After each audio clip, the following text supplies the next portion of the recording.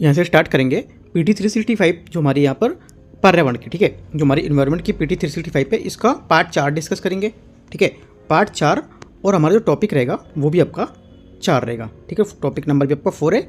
और जो ये हमारा लेक्चर रहेगा चौथा, ये भी आपका चौथा ही है, ठीक है। तो स्टार्ट करते हैं, देखते हैं यहाँ से।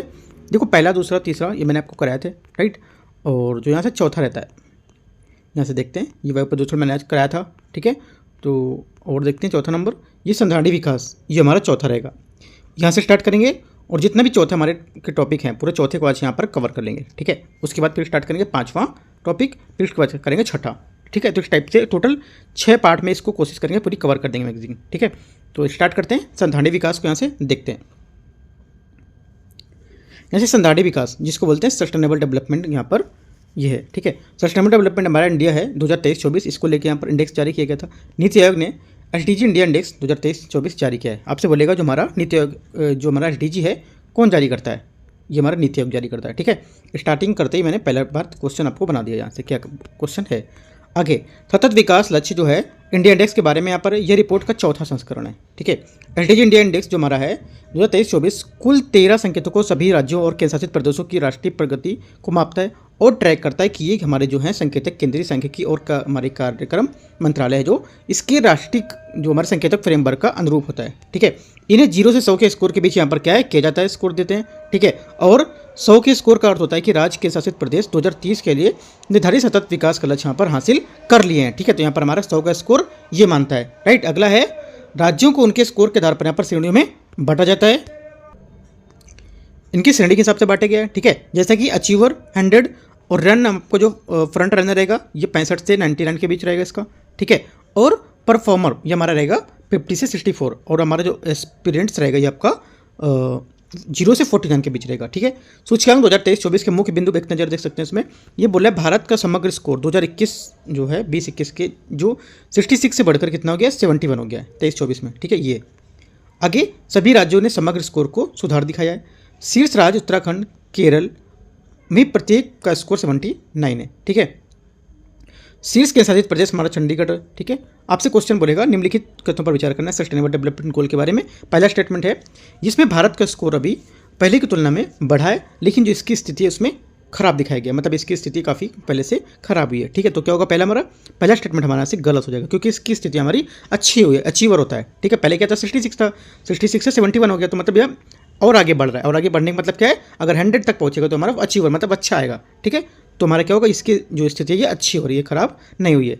दूसरा स्टेटमेंट यहाँ से दे देगा, पहला तो गलत हो गया। दूसरा इसमें शीर्ष राज्य बोलेगा उत्तर प्रदेश यहाँ पर शीर्ष राज्य यहाँ पर रहा है, जबकि उत्तराखंड यहाँ पर लास्ट स्थान यहाँ पर देखा गया, ठीक है। तो हमारा गलत होगा क्योंकि उत्तराखंड यहाँ पर हमारा पहले स्थान पर है और जो केरल है भी हमारा पहले स्थान पर 79 स्कोर के साथ, ठीक है।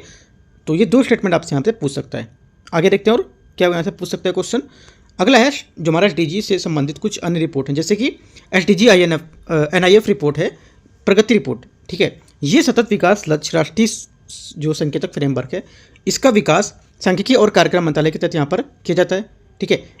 इससे संबंधित मंत्रालय, संयुक्त राष्ट्र एजेंसी और अन्य जो हितधारक है उसके परामर्श से यहाँ पर इसको विकसित करते हैं। ये एक वार्षिक रिपोर्ट है, ठीक है, जो राष्ट्रीय स्तर पर हमारे सस्टेनेबल डेवलपमेंट होते हैं गोल्स, इसकी प्रगति की निगरानी की सुविधा प्रदान करता है, राइट। ये कुछ यहाँ पर पॉइंट्स है इसका देख सकते हैं, ठीक है। आगे ये वाला हमारा इंपॉर्टेंट इतना नहीं है क्योंकि यहाँ पर देखो जो गोल बोल रहा है कि सस्टेनेबल डेवलपमेंट गोल 6 और सस्टेनेबल डेवलपमेंट गोल 5 और यहाँ पर SDG आपका 10 और 11, ठीक है। तो ये देखो क्या है इंपॉर्टेंट इस वजह से नहीं क्योंकि यहाँ पर गोल जो पूछ रहा है 1, ठीक है, 2 और 5, 6, 10 ये तो गोल है हमारे, ये सर आपको स्टैटिक दे रखे हैं। आप जो स्टैटिक पढ़ोगे टोटल हमारे जो गोल हैं उसमें से आपके ये गोल रहेंगे वो एक बार पढ़ लेने हैं, कौन सा, पहला, दूसरा, 5वां, छठा और 10वां, 11वां, ठीक है। यहाँ से इसको जो गोल रहेंगे आप इसको कवर कर लेंगे। क्या यहाँ पर हमारे यहाँ पे जो फर्स्ट में क्या बता रहा है ना, हंगर के बारे में बता रहा है, लैंगिक समानता जो हमारा गोल नंबर 2 इसके बारे में बता रहा है, राइट। तो ये चीज़ आप यहाँ पर एक जो पहले से ही आपके पास लिखा रखा होगा जो सस्टेनेबल डेवलपमेंट गोल वो है उसका, ठीक है। तो नया देखो कोई नोट्स आपको नया नहीं बनाना है। अगर ये जैसे कि हमारा सस्टेनेबल डेवलपमेंट गोल पहले से चल रहा है तो अगर आपके पास नोट्स होगा पहले का तो उसी से आप लर्न कर सकते हो, राइट। दोबारा से आपको यानी एक्स्ट्रा नहीं बनाना है, ठीक है। तो ये चीज़ आप यहाँ से अपना जो होगा उससे कवर कर सकते हो। आगे देखते हैं सतत विकास रिपोर्ट जो हमारी है ये क्या है। सतत विकास जो हमारा समाधान नेटवर्क है, इसका सतत विकास रिपोर्ट 2024 क्या जारी की गई थी। ठीक है, इसके मुख्य बिंदु क्या हो सकते थे, मुख्य बिंदु इसके हमारे ये क्या है, वैश्विक स्तर पर 2030 तक प्राप्त किए जाने की इसकी पूरी संभावना है। ठीक है, इसके केवल 16% जो हमारा सस्टेनेबल डेवलपमेंट गोल ऐसे हैं जो वैश्विक स्तर पर 2030 तक पूरे की जाने की संभावना बताई जा रही है इसमें, राइट। सतत विकास लक्ष्य की प्राप्ति की प्रगति फिनलैंड शीर्ष पर इसमें, ठीक है, और स्वीडन डेनमार्क का स्थान यहाँ पर इसके बाद आता है। ठीक है, 166 देशों में भारत 109वें स्थान पर है। और निर्धरता उन्मूलन को जो हमारे गुणवत्तापूर्ण शिक्षा है उसके संबंधी जो हमारा सस्टेनेबल डेवलपमेंट गोल होगा वो लक्ष्यों की प्राप्ति की दिशा में बेहतरीन प्रगति कर रहा है। ठीक है, आपसे बोलेगा इनमें से कौन सा जो सस्टेनेबल डेवलपमेंट गोल हमारा था जो बेहतर लक्ष्य यहाँ पर दिखा रहा है। ठीक है, कौन सा, ये दिखा रहा है जो आपका निर्धनता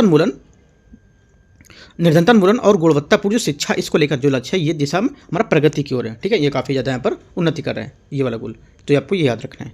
आगे इस सूचकांक में बारबाडोस कुछ शीर्ष रैंक यहाँ पर प्राप्त हुआ है। भारत को 147वां रैंक मिला है, जबकि संयुक्त राज्य अमेरिका को यहाँ पर अंतिम पायदान पर रखा गया है। ठीक है, तो आपको ये पॉइंट याद रखना है जो हमारा इसकी रिपोर्ट आई है ये। ठीक है, सतत विकास रिपोर्ट में भारत की रैंक कितनी है, 139।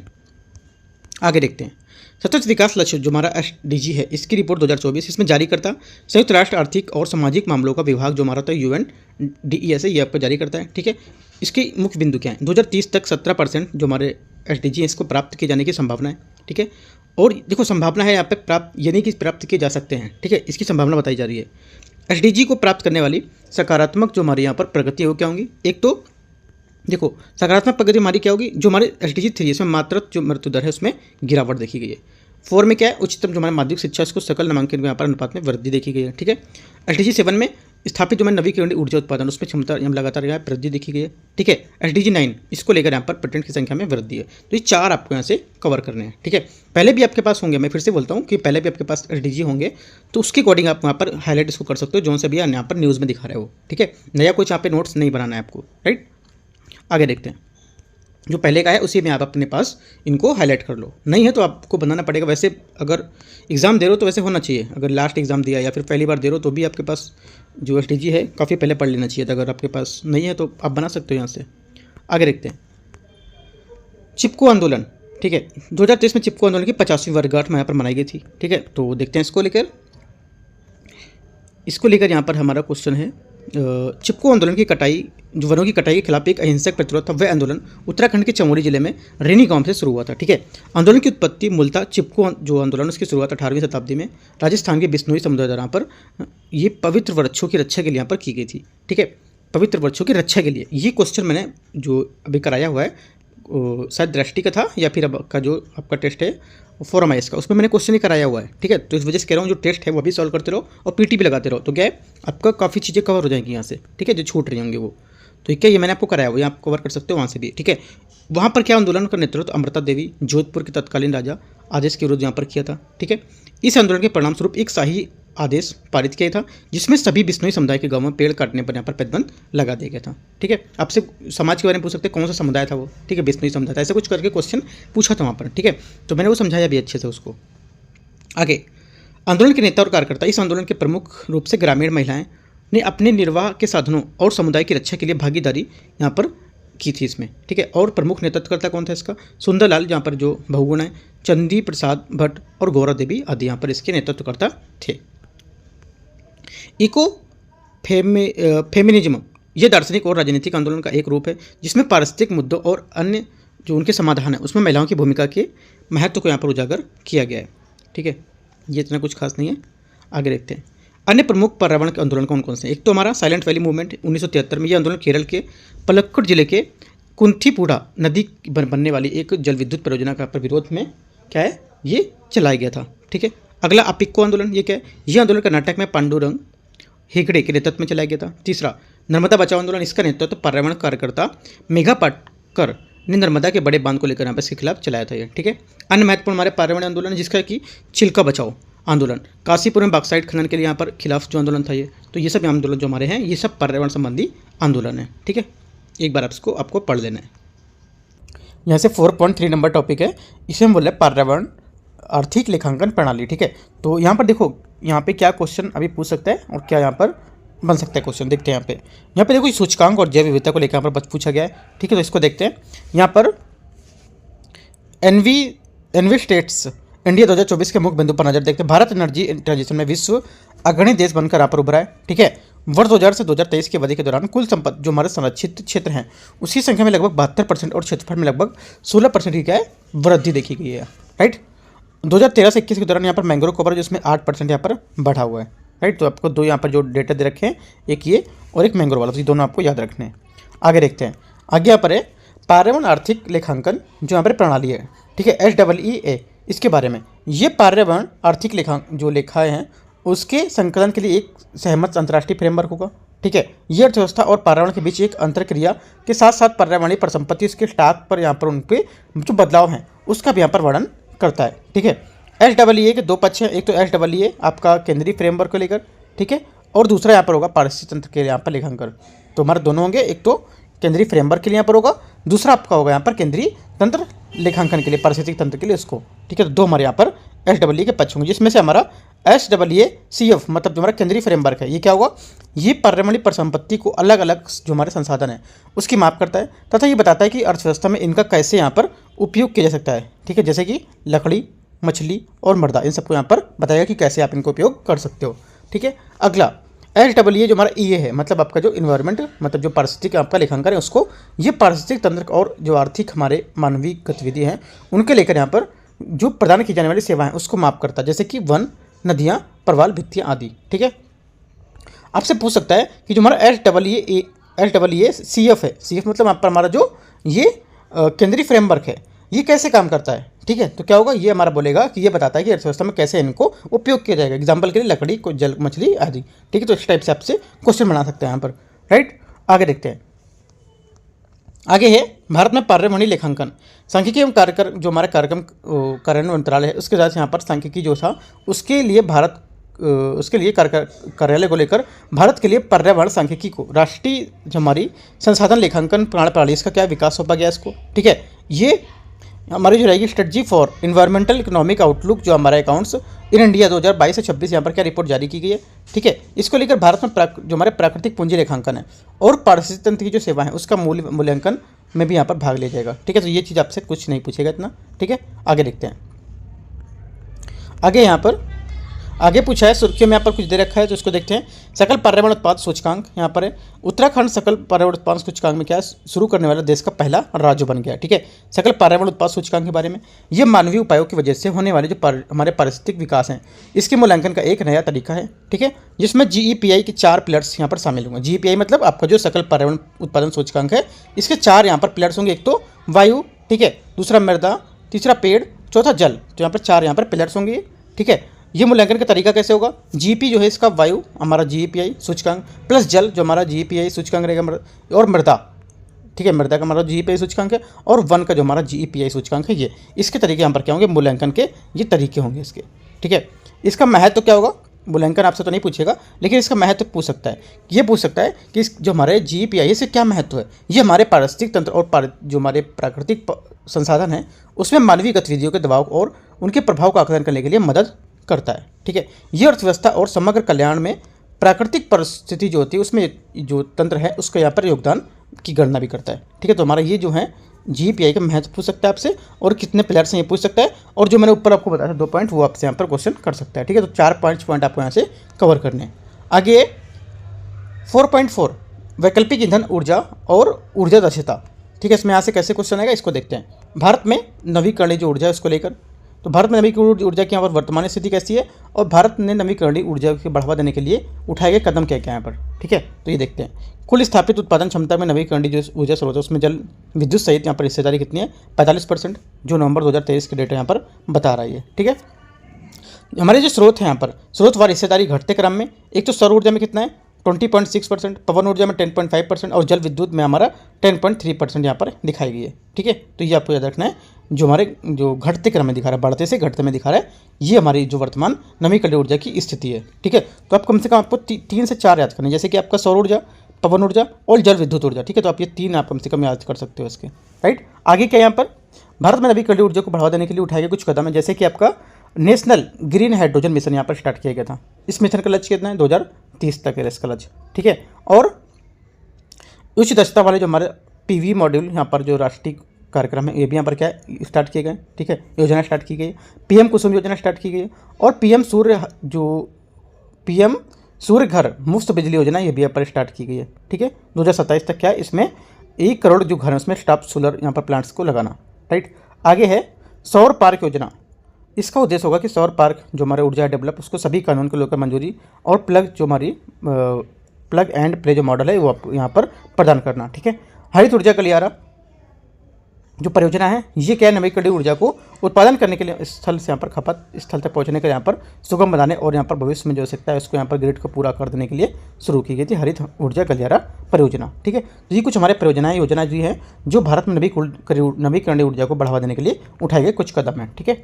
आपसे बोल सकता है इनमें से कौन सी जो है हमारी योजना है, ये कौन सी हमारे यहाँ पर जो परियोजना है जो नवीकरणीय ऊर्जा को बढ़ावा देने के लिए उठाई गई है, ठीक है। तो यहाँ पे 4 स्टेटमेंट आपको दे सकता है। एक तो पीएम कुसुम दे देगा, ठीक है, और दे देगा आपको यहाँ से national green hydrogen mission, right, और पीएम सूर्य जो हर घर में जो बिजली है ये, तो इस टाइप से आपको क्वेश्चन पूछ सकता है यहाँ से, ठीक है।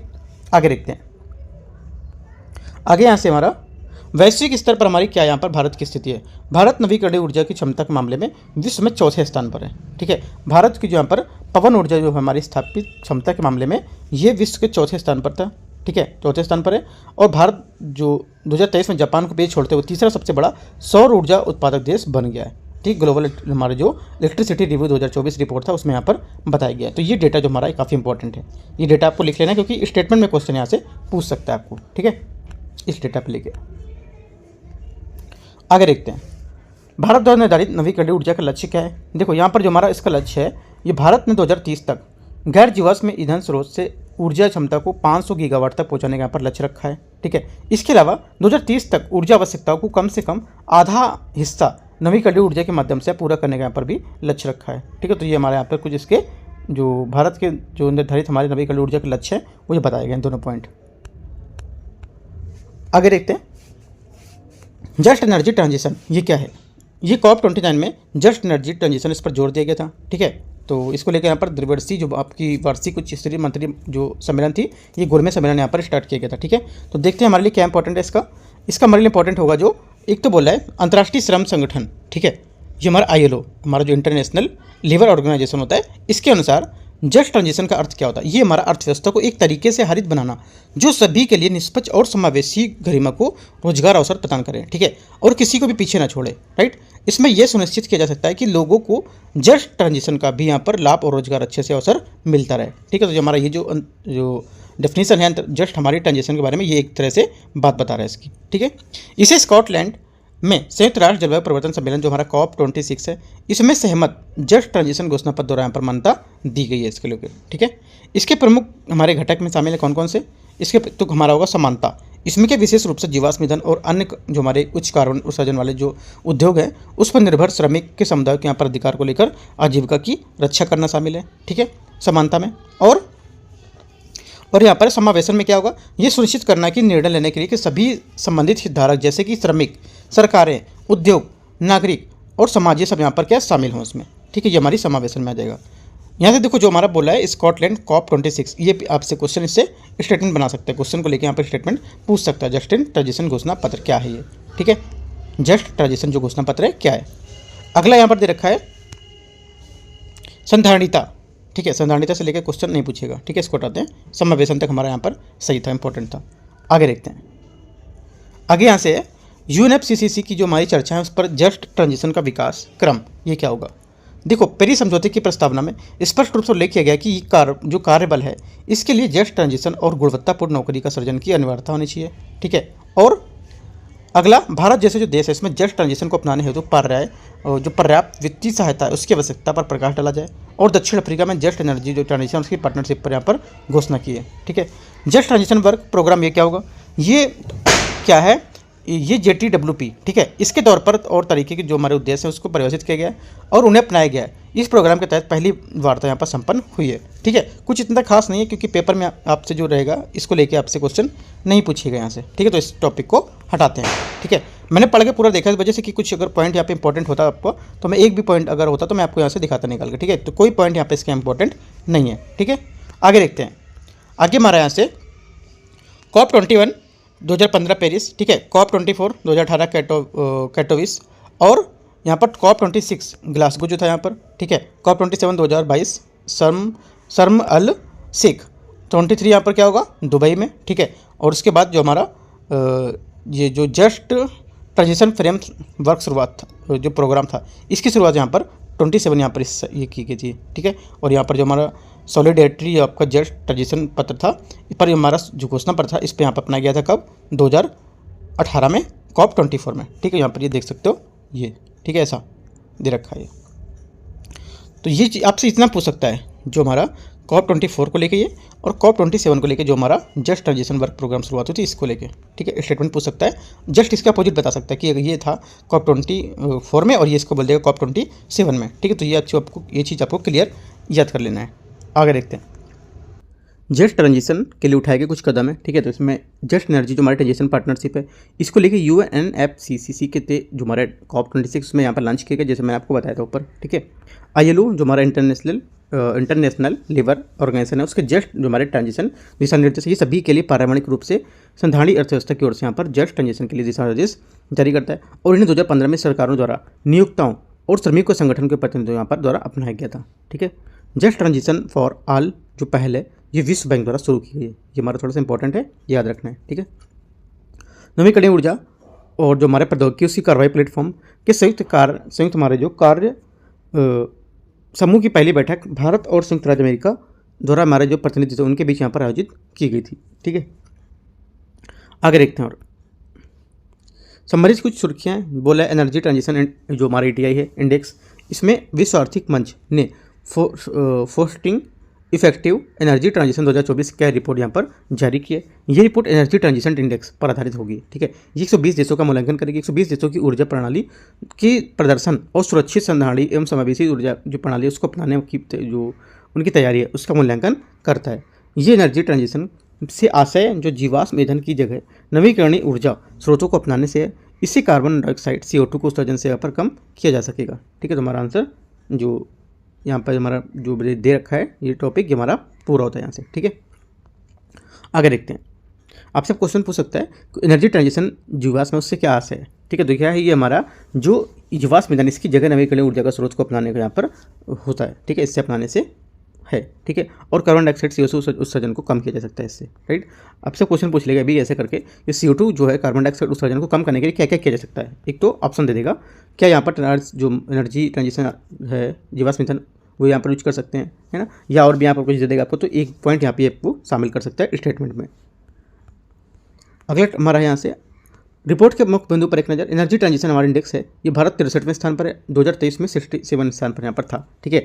और सबसे प्रदर्शन करने वाले 5 देश इसमें स्वीडन, डेनमार्क, फिनलैंड और आपका स्वीडन, डेनमार्क, फिनलैंड, स्विट्जरलैंड और फ्रांस यहाँ पर है। सर्वश्रेष्ठ प्रदर्शन करने वाले में 20 देशों में से G20 समूह के 6 देश यहाँ पर शामिल हैं, ठीक है, जिसमें से आपके फ्रांस है, जर्मनी है, ब्राज़ील, चीन है, यूनाइटेड किंगडम और संयुक्त राज्य अमेरिका, ठीक है। आपसे क्वेश्चन पूछ सकते हैं जो हमारा रिपोर्ट थी, रिपोर्ट के बारे में निम्नलिखित तथ्यों पर विचार करना है। इसके संयुक्त जो हमारे G20 के सभी देशों के यहाँ पर जो रैंकिंग है सर्वश्रेष्ठ प्रदर्शन उन्होंने यहाँ पर किया है, ठीक है। तो जो नहीं पढ़ा होगा वो चीज़ क्या है वहाँ पर गलत करेगा, सोचेगा कि G20 का था तो G20 यहाँ पर मीटिंग हुई थी तो यहाँ पर हो सकता है ऐसा हो, राइट। तो क्या सभी देश नहीं थे यहाँ पर, इसके सिर्फ 6 देश शामिल थे, ये 6 देशों में बोल सकता है, इसके नाम दे सकते हैं, इनमें से कौन सा नहीं था ऐसा करके दे सकता है, ठीक है। सर्वश्रेष्ठ प्रदर्शन करने वाले 5 देश में बता सकते हैं कि कौन से थे, उन्हें बोल देगा कि जो हमारा डेनमार्क है वो टॉप पे है या फिनलैंड टॉप पे रहेगा, ऐसा करके आपको बता सकता है। तो क्या होगा, स्वीडन टॉप पे होगा, ठीक है। तो 2-3 बात आपको यहाँ से याद रखना है। अब तटीय पवन ऊर्जा ये क्या है, देखो इसकी योजना जो हमारी है, योजना विशेषता देखते हैं। नोडल मंत्रालय हमारा केंद्रीय नवीन और नवीकरणीय ऊर्जा मंत्रालय द्वारा रहेगा। उद्देश्य का 1 गीगावाट की अपतटीय ऊर्जा जो है उसकी जो हमारी परियोजना है उसकी स्थापना और उससे ऊर्जा उत्पादन शुरू करना, ठीक है। गुजरात और तमिलनाडु के तट पर 500 मेगावाट की क्षमता वाली परियोजना यहाँ पर स्थापित की जाएंगी। अगला दे रखा है वायबिलिटी गैप फंडिंग के बारे में, ठीक है, इसको देखते हैं। वायबिलिटी गैप फंडिंग आर्थिक जो हमारे मामले की मंत्रिमंडल समिति है, इसने 2005 में केंद्रीय क्षेत्र की योजना के रूप में वायबिलिटी गैप फंडिंग की स्कीम यहाँ पर अवसंरचना को सार्वजनिक निजी भागीदारी PPP के जो वित्तीय सहायता उसकी योजना को यहाँ पर मंजूरी दी थी, ठीक है। इस योजना का संचालन केंद्रीय वित्त मंत्रालय के आर्थिक विभाग द्वारा कार्य विभाग द्वारा पर किया जाता है, ठीक है। अगला है वायबिलिटी गैप फंडिंग का उद्देश्य उन अवसंरचनात्मक परियोजनाओं को सहायता देना है जो आर्थिक रूप से उपयोगी है किंतु वित्तीय रूप से यहाँ पर कम लाभकारी है। ठीक है, आगे इस योजना के तहत सहायता केवल उन अवसंरचना संबंधी परियोजनाओं को दी जाती है जिसमें किसी जो हमारे निजी क्षेत्र हैं उसकी परियोजना की स्पॉन्सर्स होता है, उसका चयन प्रतिस्पर्धी जो होते हैं उसकी प्रक्रिया के माध्यम से इसको योजना के तहत यहाँ पर जो संरचना होगी परियोजना को उनको दी जाएंगी। ठीक है, तो ये कुछ आपसे इतना ये दोनों पॉइंट नहीं पूछे गए इनसे। ठीक है, हटाते हैं, आगे देखते हैं इसको। आगे क्या है, अपतटीय पवन ऊर्जा के बारे में। राष्ट्रीय अपतटीय पवन ऊर्जा नीति 2015 के तहत नवीन और नवीकरणीय ऊर्जा मंत्रालय ने अपतटीय पवन ऊर्जा जो हमारी क्षमता है उसके वृद्धि के लिए दीर्घकालिक 2030 तक 30 गीगावाट यहाँ पर निर्धारित किया है। राइट, देखते हैं इसमें अपतटीय जो हमारे स्थलीय पवन ऊर्जा की जो हमारी कुछ परियोजना है उसकी तुलना कर रहा है। एक तो अपतटीय हमारे ऑफशोर पवन ऊर्जा की परियोजना है। ठीक है, और हमारे स्थलीय ऑनशोर जो पवन ऊर्जा की परियोजना है। ये लाभ क्या है, अधिक ऊर्जा उत्पादन बड़े टर्बाइनों द्वारा पर किया जाता है। ठीक है, कारण यहाँ पर ये जो इसकी तुलना में एक जो हमारा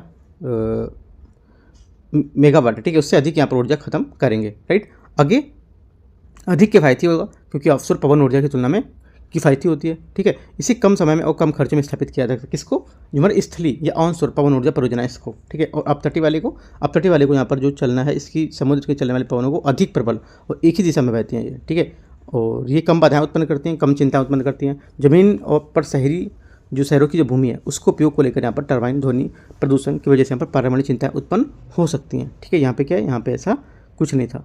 ठीक है, आगे देखते हैं। ये आपसे सिर्फ एक पॉइंट यहाँ से पूछ सकता है, इसे कम खर्चे में स्थापित किया जा सकता है और ये थोड़ा हमारा ज़्यादा खर्च रहता है इसका। ठीक है, और ये अधिक किफ़ायती भी है और ये भी ऐसा है। तो ये 2 पॉइंट से लेकर यहाँ पर क्वेश्चन पूछ सकता है। ठीक है, आगे देखते हैं दोष में क्या है इनके दोष में है विद्युत आपूर्ति, ट्रांसमिशन और वितरण प्रक्रिया धीमी व अधिक समय लेने वाली, साथ ही इसके लिए अधिक अवसंरचना की आवश्यकता होती है।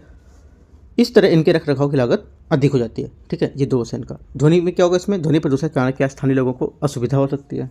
ठीक है, और वायु की गति की दिशा में निश्चित नहीं होने के कारण दक्षता कम हो जाती है और भूमि की उपलब्धता भू क्षेत्र संबंधी समस्या होती है वो हो जाती है, इसमें दोष देखने को मिलता है। ठीक है, तो ये 2 पॉइंट आपको यहाँ से नीचे को याद रखने इधर के, और ये 2 पॉइंट इधर थी। ठीक है, दोष में आगे नेशनल ग्रीन हाइड्रोजन मिशन जो हमारा NGHM है इसको देखते हैं। ये वर्ष 2030 तक इस मिशन से अपेक्षित परिणाम यहाँ पर आने की संभावना है। ठीक है, तो देखते हैं इसको। जारी जो हमारे दिशा निर्देश हैं उसकी मुख्य कुछ विशेषताएं। राइट, बजटीय परिव्यय में आपको बता रहे इतना करोड़ रुपए का यहाँ पर इसका व्यय किया गया था।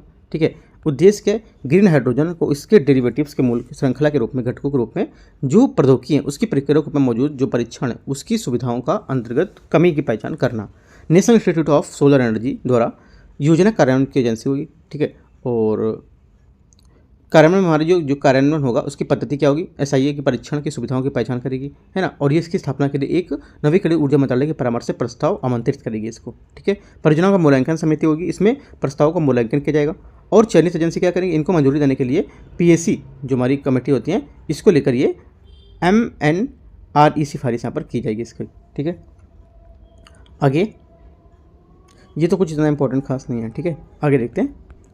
यहाँ पे है वित्त पोषण एवं वित्त को जारी करना जो MNRE है। ठीक है, ये क्या है, ये सरकारी संस्थाओं के लिए पूंजीगत को 100% तक वित्त पोषित करेगा। गैर जो हमारी सरकारी संस्थाएं हैं इसको पूंजीगत की लागत की कम से कम यहाँ पर 70% का वित्त पोषण करेगा। ये नेशनल हाइड्रोजन मिशन जो NGHMS के बारे में, इसे 2023 में 19,744, ठीक है, 19,744 रुपये के यहाँ पर जो परिव्यय के साथ यहाँ पर शुरू किया गया। ठीक है, इतने करोड़ रुपए के साथ, और अवधि क्या है इसकी अवधि होगी 2022-23 से 25-26 चरण यहाँ पर इसका होगा, और सेकंड चरण कब होगा 26-27 से 29-30 के बीच होगा। ठीक है, इसका उद्देश्य क्या रहेगा, टारगेट ये हमारे ग्रीन जो हमारे हाइड्रोजन है और उनके डेरिवेटिव्स हैं उसके उत्पादन उपयोग और निर्यात के लिए भारत को यहाँ पर ग्लोबल हब बनाना, ये हमारा उद्देश्य है इसका। देखो ये जो हमारे NGM के बारे में पॉइंट दे रखे हैं ये काफ़ी इंपॉर्टेंट है, कहाँ से लेके ये वित्त पोषण जारी करने से लेके ये जितने दे रखे हैं ये काफ़ी इंपॉर्टेंट पूरे हैं। ठीक है, आपको एक चीज़ एक बार ये जरूर पढ़ना है। राइट, और इसका मुख्य उद्देश्य हमारा जैसे कि निर्यात और घरेलू जो उपयोग हैं इसके माध्यम से मांग का सृजन करना, सुगम बनाना, आसान बनाना। ठीक है, स्ट्रेटजिक जो हमारे इंटरवेंशंस हैं उसके जो ग्रीन हाइड्रोजन ट्रांजिशन उसके यहाँ पर प्रोग्राम शामिल करना। ठीक है, तो यहाँ पर ये कुछ NGHM के कुछ प्रोग्राम है। ठीक है, यहाँ पे कुछ दे रखा था जैसे कि इन्होंने बता रखा है 2030 तक मिशन कैसे यहाँ पर इनको प्रति वर्ष कम से कम 5 NMT के ग्रीन हाइड्रोजन की दक्षता का उत्पादन हासिल करना। देश भर में लगभग 125 गीगावाट की नवीकरण ऊर्जा का क्षमता स्थापित करना, कुल निवेश 8 लाख करोड़ रुपए से अधिक का निवेश होना, रोजगार 6 लाख से अधिक जो पूर्णकालिक नौकरियां उसको सर्जित करना, और वार्षिक हमारे ग्रीन हाउस गैस उत्सर्जन है उसमें लगभग 50 जो MMT है उसकी कमी लाना। ठीक है, तो आपको ये थोड़ा सा जो पॉइंट है इसके ये देख लेना है, 5 पॉइंट। ठीक है, क्या इसके हमारे 2030 तक परिणाम अपेक्षित हो सकते हैं। आगे देखते हैं।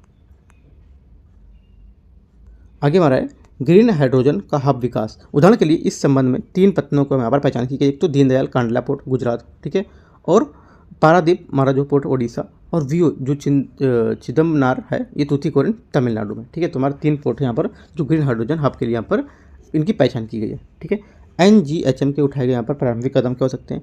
गेल लिमिटेड जो है इससे इंदौर में क्या है सिटी और गैस वितरण जो ग्रिड है इसमें हाइड्रोजन को मिश्रित करने भारत की पहली परियोजना पर शुरू की गई है। ठीक है, पहली परियोजना आपसे बोलेगा कहाँ पर शुरू की थी, तो गेल लिमिटेड ने इंदौर में मध्य प्रदेश में। ठीक है, NTPC limited NTPC Surat Gujarat में PNG नेटवर्क में 8% तक ग्रीन हाइड्रोजन को मिश्रित करना शुरू कर दिया था। ठीक है, NTPC द्वारा ग्रेटर नोएडा उत्तर प्रदेश में और लेह में हाइड्रोजन आधारित यहाँ पर फ्यूल सेल इलेक्ट्रिक जो व्हीकल है उससे बसें चलाई यहाँ पर जा रही हैं। ठीक है, और ऑयल इंडिया लिमिटेड 60 किलोवाट की क्षमता वाली हाइड्रोजन फ्यूल सेल बस विकसित की है जो इलेक्ट्रिक ड्राइव और फ्यूल सेल का एक ही जो हमारे हाइब्रिड होंगे उसमें होंगे। ठीक है, तो हमारे कुछ यहाँ पर पॉइंट है इसके जो इसके तहत NGM के तहत उठाए गए कुछ कदम है। ठीक है, अभी यहाँ पर आपसे बोलेगा जो हमारा NGHM है इसके द्वारा अभी हाल ही में कोई जो तकनीक है या कोई भी यहाँ पर कदम अभी नहीं उठाया गया है, अभी ये मतलब योजना है ये चालू की गई है। ठीक है, तो ऐसा कुछ बोल देगा तो क्या है अभी ये सब हमारी जो योजनाएं हैं ये कदम है ये उठा दिए गए हैं, ऐसे कर दिया गया। ठीक है, बताया मैंने आपको ये, और जो मैंने ऊपर बताया उससे भी क्वेश्चन आपको पूछ सकते हैं।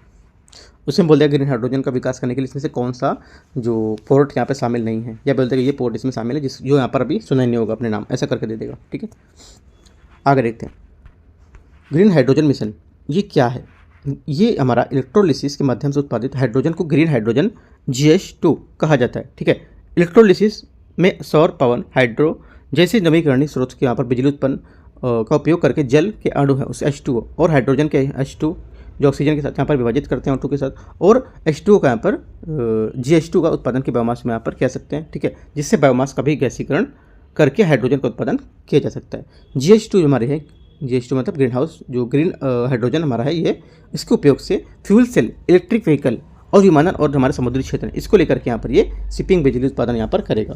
ठीक है, तो ये हमारे कुछ उपयोग हैं इसके, और कुछ ये जो बच सकता है ग्रीन हाउस क्या है, मतलब ग्रीन हाइड्रोजन क्या है, और ग्रीन जो हमारा हाइड्रोजन के उपयोग क्या क्या हो सकते हैं। ठीक है, तो आपको ग्रीन हाइड्रोजन आपको अच्छे से याद रखना है, इसके उपयोग और ये क्या होता है और कौन सा इसमें पोर्ट शामिल किया गया, क्या क्या इससे काम अभी चल रहे हैं, तो ये सब चीज़ आपको एक जो पॉइंट है ऐसे करके लिख लेना है। यहाँ पर इसके क्या होता है ये, ठीक है, उपयोग और क्या काम है, कौन से पोर्ट यहाँ शामिल किए गए, ठीक है, क्या क्या इसके 2000 जो सेकंड पार्ट है इसका 2026-27 तक क्या काम इसके रहेंगे। ठीक है, तो आप ये कर सकते हो।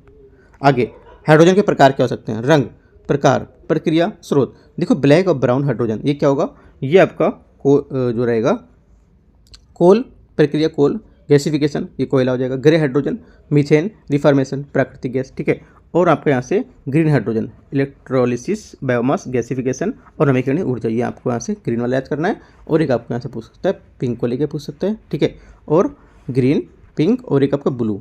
ठीक है, ये 3 यहाँ पे क्वेश्चन पूछ सकता है आपसे। ठीक है, ग्रे भी रख सकता है लेकिन ग्रे इतना इंपॉर्टेंट नहीं है, ये 3 हमारे इंपॉर्टेंट है। ठीक है, तो आपको याद रखना है।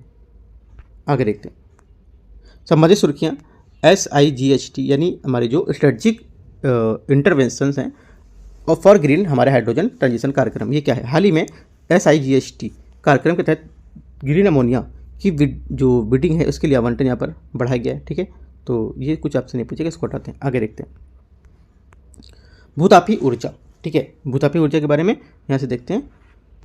ये हाल ही में भारत की संभावित भूतापी जो हमारी क्षमता है 10,600 मेगावाट यहाँ पर आकी गई। भूतापी ऊर्जा के बारे में, भूतापी ऊर्जा पृथ्वी में उत्पन्न और संग्रहित नवीकरणीय हमारी ऊष्मा है, ऊष्मा ऊर्जा है। ठीक है, ये आंतरिक ऊष्मा थर्मल ऊर्जा और वस्तुतः रेडियोधर्मिक है, और यहाँ पर जो पृथ्वी के निर्माण है तो यहाँ पर नियंत्रण की जाने वाली ऊष्मा हानि है उससे उत्पन्न होती है। ठीक है, भूतापी ऊर्जा के नुकसान और मुद्दे क्या हो सकते हैं। इससे देखो भूतापी ऊर्जा है, इसमें भूमि का धंसना, ऊर्जा का यहाँ पर उच्च परिवहन शुल्क, ठीक है, विद्युत उत्पादन में संयंत्र यहाँ पर दूर होने के कारण यहाँ पर कुछ नुकसान यहाँ पर हो सकते हैं। इसके चलते क्या है, पारा, आर्सेनिक, बोरॉन और जो आपका एंटीमनी है जैसे विषैले जो रसायन है ये संदूषण बढ़ने का खतरा भी हो सकता है। ठीक है, अन्य मुद्दे क्या हो सकते हैं जैसे कि पूंजी लागत, उच्च पूंजी लागत यहाँ पर ज़्यादा। ठीक है, दूरस्थ स्थान के कारण मतलब काफ़ी दूर यहाँ पर जगह मिलेगी, पास यहाँ पर नहीं कर सकते हो आप। ठीक है। तकनीकी आर्थिक जो हमारी व्यवहारता है उससे संबंधित यहाँ पर समस्या उत्पन्न हो सकती है, ठीक है। तो भारत यहाँ पे क्या कदम उठाया भारत के द्वारा, ये नवीकरणीय ऊर्जा अनुसंधान और प्रौद्योगिकी विकास कार्यक्रम जो है ये शुरू किया गया था, ठीक है। MNRE द्वारा सरकारी जो हमारे गैर लाभकारी जो अनुसंधान है, ठीक है, इसको लेकर यहाँ पर ये संगठन को 100% वित्तीय सहायता और उद्योग को सेटअप करने के लिए 70% का वित्तीय सहायता प्रदान करेगा, ठीक है। अमेरिका भारत रणनीतिक स्वच्छ ऊर्जा साझेदारी के तहत renewable energy technology action platform यहाँ पर स्थापित किया गया है, ठीक है। Mission on advanced and hard impact research यहाँ पर मिशन भी शुरू किया गया। आपसे बोलेगा माही जो मिशन है क्या है, तो ये हमारा ये जो नवीकरणीय ऊर्जा के अनुसंधान में जो बढ़ावा देने के लिए यहाँ पर कुछ उपाय था उसको यहाँ पर ये लेकर उठाया गया कदम था, ठीक है। ये इसके द्वारा आप शुरू किया गया, ऐसे बता सकते हो, राइट। आगे देखते हैं भूमिगत कोयला गैसीकरण ये क्या है, तो आगे देखते हैं क्या हमारे लिए इंपॉर्टेंट है इसका। देखो यहाँ पर है भूमिगत कोयला गैसीकरण से प्राप्त गैस सतही कोयला गैसीकरण गैस के समान होती है। ये समानता मीथेन CH4, कार्बन डाइऑक्साइड जो हमारा CO2, ठीक है, हाइड्रोजन H2 और मोनोऑक्साइड हमारा CO, इसका मिश्रण होता है, ठीक है। भूमिगत कोयला गैसीकरण के तहत कोयला संतृप्त जो हमारी संतृप्त की जो मूल जगह है इसकी इन सीटू दहन करके उपयोगी गैस का उत्पादन यहाँ पर किया जाता है, ठीक है। देखते हैं आगे और यहाँ पे देखो कैसे आपका पृथक्करण किया जाए। भूमिगत कोयला गैसीकरण का संयंत्र लगा हुआ है ये, ठीक है। आगे देखते हैं और यहाँ पर कोयला जो हमारे संतृप्त हैं इसमें जो भाप है और वायु ऑक्सीजन है उसमें प्रवेश कराकर उसे प्रज्वलित करके गैसी जो प्रक्रिया उसके दौरान पर शुरू किया था। इस प्रक्रिया के लिए 1000 डिग्री सेंटीग्रेड यहाँ पर की अधिक तापमान की आवश्यकता होती है, ठीक है। आगे है इस प्रक्रिया से प्राप्त कोयले के प्रकार तापमान दाब और दहन के लिए यहाँ पर उपयुक्त जो वायु ऑक्सीजन के आधार पर यहाँ पर अलग अलग प्रकार के यहाँ पर जो कोयले हैं वो उत्पाद प्राप्त हो सकते हैं इसके, राइट। भूमिगत कोयला गैसीकरण के आपके जो उत्पाद होते हैं उसमें विद्युत रासायनिक, ठीक है, फीड स्टॉक, हाइड्रोजन का उत्पादन, ये सब यहाँ पर इसके भूमिगत जो हमारे उत्पाद हैं भूमिगत कोयले से, तो यहाँ पर ये प्राप्त कर सकते हो। अगला है भूमिगत कोयला गैसीकरण के लाभ क्या हो सकते हैं। खनन न किए जाने सकने वाले कोयले का उपयोग, ठीक है, इसमें पूंजीगत व्यय में कमी होगी, ठीक है, और ऊर्जा घनत्व में यहाँ पर जो रहेगा इसमें जो हमारा यहाँ पर भूमि की आवश्यकता जितनी होती है उससे 3% यहाँ पर कम भू क्षेत्र में भूमिगत कोयला गैसीकरण समान मात्रा में गैस की ऊर्जा यहाँ पर प्राप्त की जा सकती है, ठीक है। तो हमारा ये कुछ पॉइंट है, लेकिन यहाँ पे पेपर में आपसे नहीं पूछेगा ये चीज़, ठीक है। आपसे देखो यहाँ पे ये वाला पॉइंट आपको इतना नहीं पढ़ना जितना ये वाला पढ़ना है जो ऊपर मैंने बताया था आपको, और 1-2 पॉइंट यहाँ से जैसे कि भूमिगत कोयला गैसीकरण उत्पाद के वहाँ पर क्या उत्पाद हो सकते हैं, ठीक है, और एक आपका ये वाला कितना ताप की यहाँ पर आवश्यकता होती है, ठीक है। तो ये 2 पॉइंट यहाँ से पढ़ने और जो मैंने पीछे आपको बताया उतना करना है। भूमिगत कोयला गैसीकरण से जुड़ी कुछ चिंताएं हैं, जैसे कि धसाव का खतरा हो सकता है, भूजल का संदूषण हो सकता है, ठीक है, प्रमाणित हमारा जो औद्योगिकरण उसका अभाव हो सकता है, अस्थिर जो हमारे स्थिति प्रक्रियाएं वो यहाँ पर हो सकती हैं। क्या इसके आपसे बोल सकता है जो हमारे भूमिगत कोयला गैसीकरण की कुछ चिंताएं, इनमें से कौन सी चिंताएं, मतलब क्या इसमें जुड़ी चिंताएं भारत के लिए शामिल हो सकती हैं अगर यहाँ पर ये स्टार्ट करता है तो, ठीक है। तो क्या होगा, ये सब हो सकता है जो मैंने आपको दिखाया, ठीक है। आगे कोयला गैसीकरण हेतु सरकारी पहल क्या है। यहाँ पर राष्ट्रीय कोयला गैसीकरण मिशन यहाँ पर स्टार्ट किया गया था। इसका लक्ष्य 2030 तक 100 मीट्रिक टन कोयला गैसीकरण को द्रवीकरण करना है, ठीक है। 2015 में कोयला जो मंत्रालय ने भारत में कोयला और लिग्नाइट के युक्त क्षेत्रों को लेकर भूमिगत कोयला गैसीकरण के विकास को लेकर एक व्यापक जो नीतिगत फ्रेमवर्क है इसको मंजूरी दे दी थी, ठीक है, कब 2015 में, ठीक है। और यहाँ पर कुछ इतना इंपॉर्टेंट नहीं है, ठीक है, ये 2 पॉइंट सिर्फ ऊपर के इंपॉर्टेंट है। आगे देखते हैं, आगे हमारा है सैद्धांतिक कृषि, ठीक है। ये क्या है, प्राकृतिक कृषि, सैद्धांतिक कृषि देखते हैं इसको। यहाँ पर प्राकृतिक कृषि जो हमारा प्राकृतिक कृषि इसके राष्ट्रीय मिशन का उद्देश्य क्या क्या है। यहाँ पर उद्देश्य बोला प्राकृतिक जो हमारी खेती है जैसी पद्धति को बढ़ावा देना, ठीक है, जैसे कि आपके पौष्टिक भोजन उपलब्ध कराना, राइट। किसानों की खेती के लिए इनपुट लागत, बाहर से खरीदे गए जो हमारे इनपुट हैं इन पर निर्भरता को कम करना, ठीक है, सहायता करना और उनकी आय में वृद्धि होना, ठीक है। राष्ट्रीय और अंतर्राष्ट्रीय बाजारों के लिए प्राकृतिक खेती उत्पादन के मामले में मानक प्रमाण और जो प्रक्रिया वो बॉन्डिंग का निर्माण करना, ठीक है। देसी गाय और हमारे स्थानीय संसाधन उस पर आधारित एकीकृत कृषि पशुपालन मॉडल को लोकप्रिय बनाना, ठीक है। देश के विभिन्न हिस्सों पर प्रचलित प्राकृतिक खेती के तरीकों को एकत्रित करना और उनकी पुष्टि करना और उनका रिकॉर्ड बनाना। तो यहाँ पर कुछ क्या प्राकृतिक कृषि के हमारे राष्ट्रीय मिशन हो जाएंगे, ठीक है। अगला है यहाँ पर वित्त वर्ष 2023-24 में भारतीय कृषि जो प्राकृतिक कृषि है उसको लेकर यहाँ पर नाम बदलकर राष्ट्रीय कृषि जो प्राकृतिक कृषि खेती मिशन यहाँ पर कर दिया गया, ठीक है, ताकि क्या इसे पूरे देश में लागू किया जा सके, राइट। ये केंद्र प्रायोजित योजना है, इसे 6 वर्ष के लिए यहाँ पर स्टार्ट किया गया था 2019 से 2025 की अवधि के लिए, ठीक है। 2019 में इसे परंपरागत कृषि विकास योजना ना अम्ब्रेला नामक योजना थी, उसके तहत यहाँ पर एक स्टार्ट किया गया था या उसके तहत इसमें शामिल किया गया था। ठीक है, इसका लक्ष्य था कि देश भर में 600 प्रमुख ब्लॉक्स को 12 जो हेक्टेयर भूमि है उसकी कवर करना, साथ ही क्या क्लस्टर निर्माण की क्षमता को 3 वर्षों के लिए 12,200 रुपये की प्रति हेक्टेयर की जो वित्तीय सहायता है उसको यहाँ पर प्रदान करना इसका लक्ष्य था। ठीक है, तो क्या क्वेश्चन पूछ सकता है?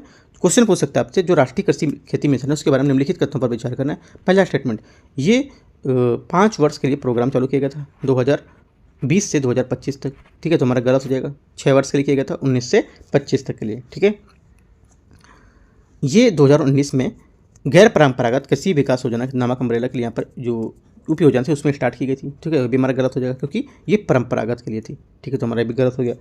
तीसरा स्टेटमेंट दे सकता है यहाँ से आपको कि ये जो था ये भारतीय प्राकृतिक कृषि पद्धति का नाम बदलकर राष्ट्रीय कृषि खेती मिशन को यहाँ पर कर दिया गया इसको। ठीक है, तो ये हमारा स्टेटमेंट करेक्ट हो जाएगा क्योंकि इसका नाम यहाँ पर चेंज किया गया था। ठीक है, और क्या पूछ सकते हैं यहाँ से? आपसे मिनिस्ट्री पूछ सकता है कि अभी हाल ही में कौन सी मिनिस्ट्री यहाँ पर रहेगी, है ना, कौन सी मिनिस्ट्री इसको जारी कर रही है, तो कौन कर रहा है? ये कृषि एवं किसान कल्याण मंत्रालय के तहत यहाँ पर जारी किया जाएगा। ठीक है, ये एक स्वतंत्र केंद्र प्रायोजित योजना है, ये भी आपको रखना है। क्या है? ये एक हमारी स्वतंत्र केंद्र प्रायोजित योजना है। तो टोटल आपको 4-5 बातें आपसे याद रखनी है। आगे देखते हैं, मुख्य विशेषता क्या हो सकती है? कार्यान्वयन होता है अगले 2 वर्षों में NMNF जो है हमारा, जिसका फुल फॉर्म ऊपर दे रखा है। ठीक है, इसको इच्छुक ग्राम पंचायत है उसके 15,000 क्लस्टर में लागू किया जा सकता है। 1 करोड़ किसानों तक पहुंचा जाएगा। साथ ही क्या इसके तहत 7.5 लाख जो हमारे हेक्टेयर क्षेत्र हैं उसमें प्राकृतिक खेती शुरू की जाएगी। ठीक है, ये पॉइंट आपसे जो फैक्चुअल नहीं पूछेगा। आगे देखते हैं, इसके क्या घटक हो सकते हैं, देखते हैं।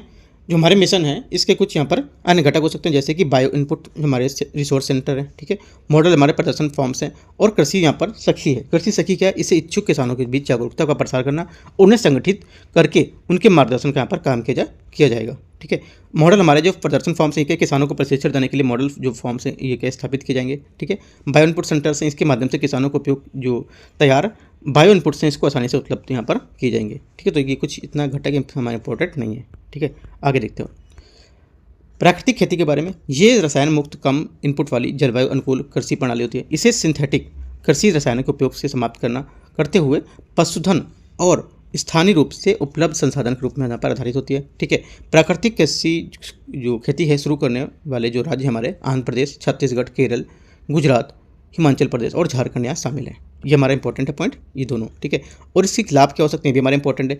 हमारा उत्पादन में सुधार होगा, मिट्टी के जो हमारे माइक्रोबायोटा है, ठीक है, इसके भी आपको पुनर्जीवित जो मृदा का स्वास्थ्य यहाँ पर बेहतर होगा। ठीक है, और मृदा जैविक जो हमारे घटक हैं उसके जो कृषि जैव विविधता है उसमें वृद्धि होगी। जल संसाधनों का ज़्यादा यहाँ पर समझदारी उपयोग होगा, और कार्बन नाइट्रोजन फुटप्रिंट में कमी होगी। ठीक है, जैव हमारे जो इनोकुलम है इसका उपयोग पूर्व पोषक तत्व की मात्रा बढ़कर मनुष्यों के लिए जैव उपलब्धता में सुधार करेगी। ठीक है, तो ये सब हमारे यहाँ पर इसके कुछ कृषि जो है हमारी प्राकृतिक खेती इसके लाभ हो सकते हैं। राइट, आगे देखते हैं। आगे यहाँ पर दे रखा है प्राकृतिक खेती के कुछ घटक दे रखे हैं, कंपोनेंट्स, जैसे कि बीजामृत, ठीक है, जीवामृत, आच्छादन जो मल्चिंग है ये, वापस है ये, और आपका पादप का यहाँ पर संरक्षण। तो आप एक बार इसको रीड कर सकते हो कि हमारे प्राकृतिक खेती के कुछ घटक क्या क्या हो सकते हैं, ये यहाँ पर इनके किस काम आते हैं, क्या क्या है। बस एक बार आपको रीड करना है, नोट्स नहीं बनाना है इसका। ठीक है, आगे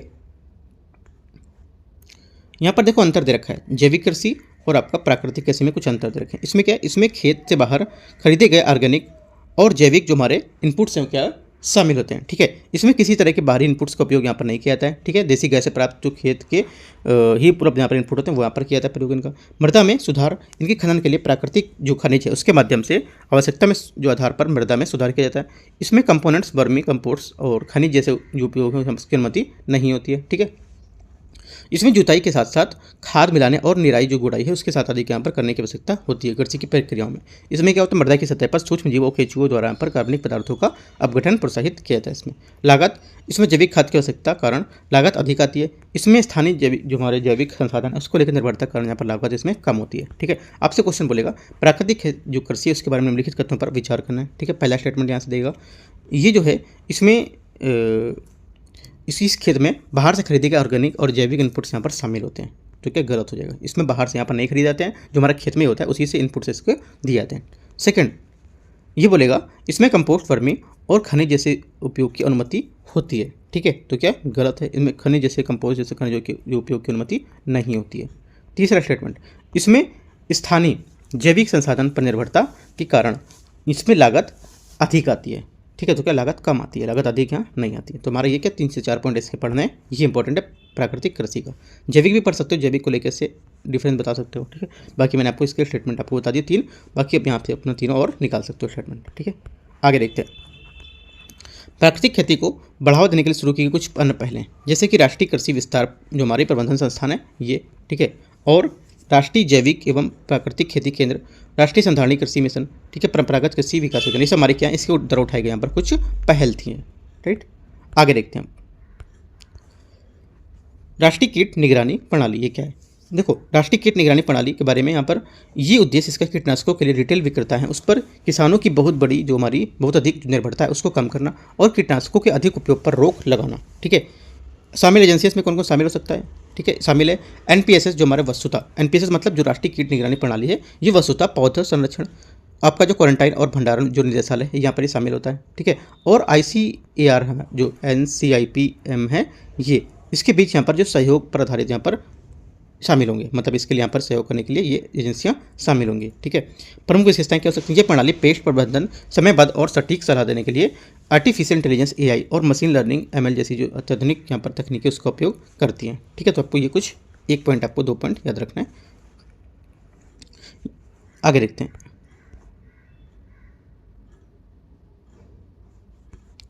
आगे यहाँ से होगा मोबाइल ऐप और वेब पोर्टल। ठीक है, इसमें देखते हैं मोबाइल ऐप और वेब पोर्टल, इसके अंतर्गत किसानों को संक्रमित जो हमारे फसल या कीट हैं इसकी फ़ोटो लेकर उसमें प्लेटफॉर्म में अपलोड कर सकते हैं। ठीक है, यहाँ पर देखो एकीकृत प्रबंधन और तो तरीके से घटक बता रहे हैं यहाँ पर। पारंपरिक कीट नियंत्रण, ये क्या फसल चक्र, प्रति भूमि, रोपण व कटाई की तिथियों में हेर फेर जैसे पारंपरिक तरीके हो सकते हैं। ठीक है, भौतिक या यांत्रिक नियंत्रण हो सकता है। ठीक है, कीटों या प्रत्यक्ष या जो भौतिक तरीके से हटाना, जैसे कि उन्हें हाथों से उठाकर अलग करना, कीटों के व्यवहार को ज्ञान के आधार पर यांत्रिक विधियां बताना। ठीक है, ये हमारा हो सकता है। जैविक नियंत्रण हो सकता है। जैविक नियंत्रण क्या हो जाएगा? जैसे कि कीटों के प्राकृतिक जो हमारे शत्रु हैं, जैसे कि कीट, शिकारी, ठीक है, परजीवी, उनके यहाँ पर जो सूत्रकृमि है उनके कवकों एवं जीवाणुओं का संवर्धन और संरक्षण करना। रासायनिक नियंत्रण क्या हो सकता है? इनका रासायनिक नियंत्रण जो हमारे कीटनाशक है इनका प्रयोग अंतिम उपाय के रूप में यहाँ पर किया सकता है जब अन्य सभी तरीके असफल हो जाते हैं तब। ठीक है, तो हमारा ये एकीकृत कीट प्रबंधन के कुछ घटक हैं यहाँ पर कंपोनेंट्स हैं। आगे देखते हैं। खाद्य अपशिष्ट सूचकांक क्या होता है? संयुक्त राष्ट्र पर्यावरण कार्यक्रम UNEP ने खाद्य अपशिष्ट सूचकांक रिपोर्ट 2024 जारी की है। ये report Waste and Resources Action Programme के सहयोग से यहाँ पर तैयार की गई है। ठीक है, खाद्य अपशिष्ट सूचकांक जो हमारा है ये रिटेल और उपभोक्ता, घरेलू एवं खाद्य सेवा, यहाँ पर जो यहाँ से बर्बाद होने वाले जो भोजन है, अनाज है, खाद्य जो हमारे हिस्से हैं उसकी मात्रा में वैश्विक तथा राष्ट्रीय स्तर पर ट्रैक करता है इसे। राइट, ये सतत विकास लक्ष्य SDG 12.3 के 2 संकेतकों को यहाँ पर गोल समर्थन करता है जिसे 2030 तक हासिल किया जा सकता है। राइट, ये 2 संकेतक हैं, इसमें SDG 12.3.1 राइट, और आपका SDG जो है 12.3.1B A और यहाँ पर B, ये दोनों में यहाँ पर क्या है इसके संकेतक में यहाँ पर माना जाएगा। ये आपसे देखो गोल्स 1.2 वाले ये आपसे नहीं पूछेगा। ठीक है, ये आपको हटाना है, सिर्फ आपको ये बताना है। यह चीज़ इंपॉर्टेंट पॉइंट है कि रिटेल और उपभोक्ता जो हमारे घरेलू और हमारे खाद्य उपभोक्ता यहाँ पर क्या बर्बाद होने वाले जो भोजन है उसको लेकर यहाँ पर जो वैश्विक तथा राष्ट्रीय स्तर पर यहाँ पर ट्रैक इसको करता है। 1 पॉइंट सिर्फ आपको ये देखना है। और उसके बाद यहाँ पर देखो SDG 12.3.1 A और 12.3.1 B, वहाँ से आपको नहीं मतलब था ऊपर वाले से, सिर्फ इसको देखना है कि क्या इसमें डिफरेंस दोनों में हो सकता है। ठीक है, यहाँ पे देखो आपका खाद्य हमारा हानि सूचकांक है, ये इस संकेतक का उप संकेतक के रूप में यहाँ पर फसल कटाई के बाद नुकसान सहित जो उत्पादन है उसकी आपूर्ति श्रृंखला में खाद्य हानि को यहाँ पर कम करने में मदद कर सकता है और खाद्य कृषि संगठन द्वारा यहाँ पर ये इसका संरक्षक होगा। ठीक है, और यहाँ पर दे रहा है 12.3.1 के बारे में। एक बार बस इसको रीड करना है कि जो हमारा SDG 12.3.1 A क्या है और ये B क्या है, क्या बातें बता रहा है। ठीक है, बाकी आपको याद नहीं करना है, कोई नोट्स इसका नहीं बनाना है आपको। ठीक है, एक बात आपको पता होना चाहिए कि क्या बोलता है, ये क्या है। राइट, UNEP खाद्य अपशिष्ट सूचकांक का एक संरक्षक है और इधर क्या है, इधर आपका FAO है। ठीक है, तो दोनों में अंतर है। आगे देखते हैं रिपोर्ट के प्रमुख बिंदु पर एक नज़र। ये भी आपसे नहीं पूछेगा इसमें, हाँ ये पूछ सकता है कि हमारा जो खाद्य अपशिष्ट है इसमें वैश्विक ग्रीन हाउस जो उत्सर्जन है उसका कितना 8 से 10% यहाँ पर योगदान करता है ये। ठीक है, आगे देखते हैं।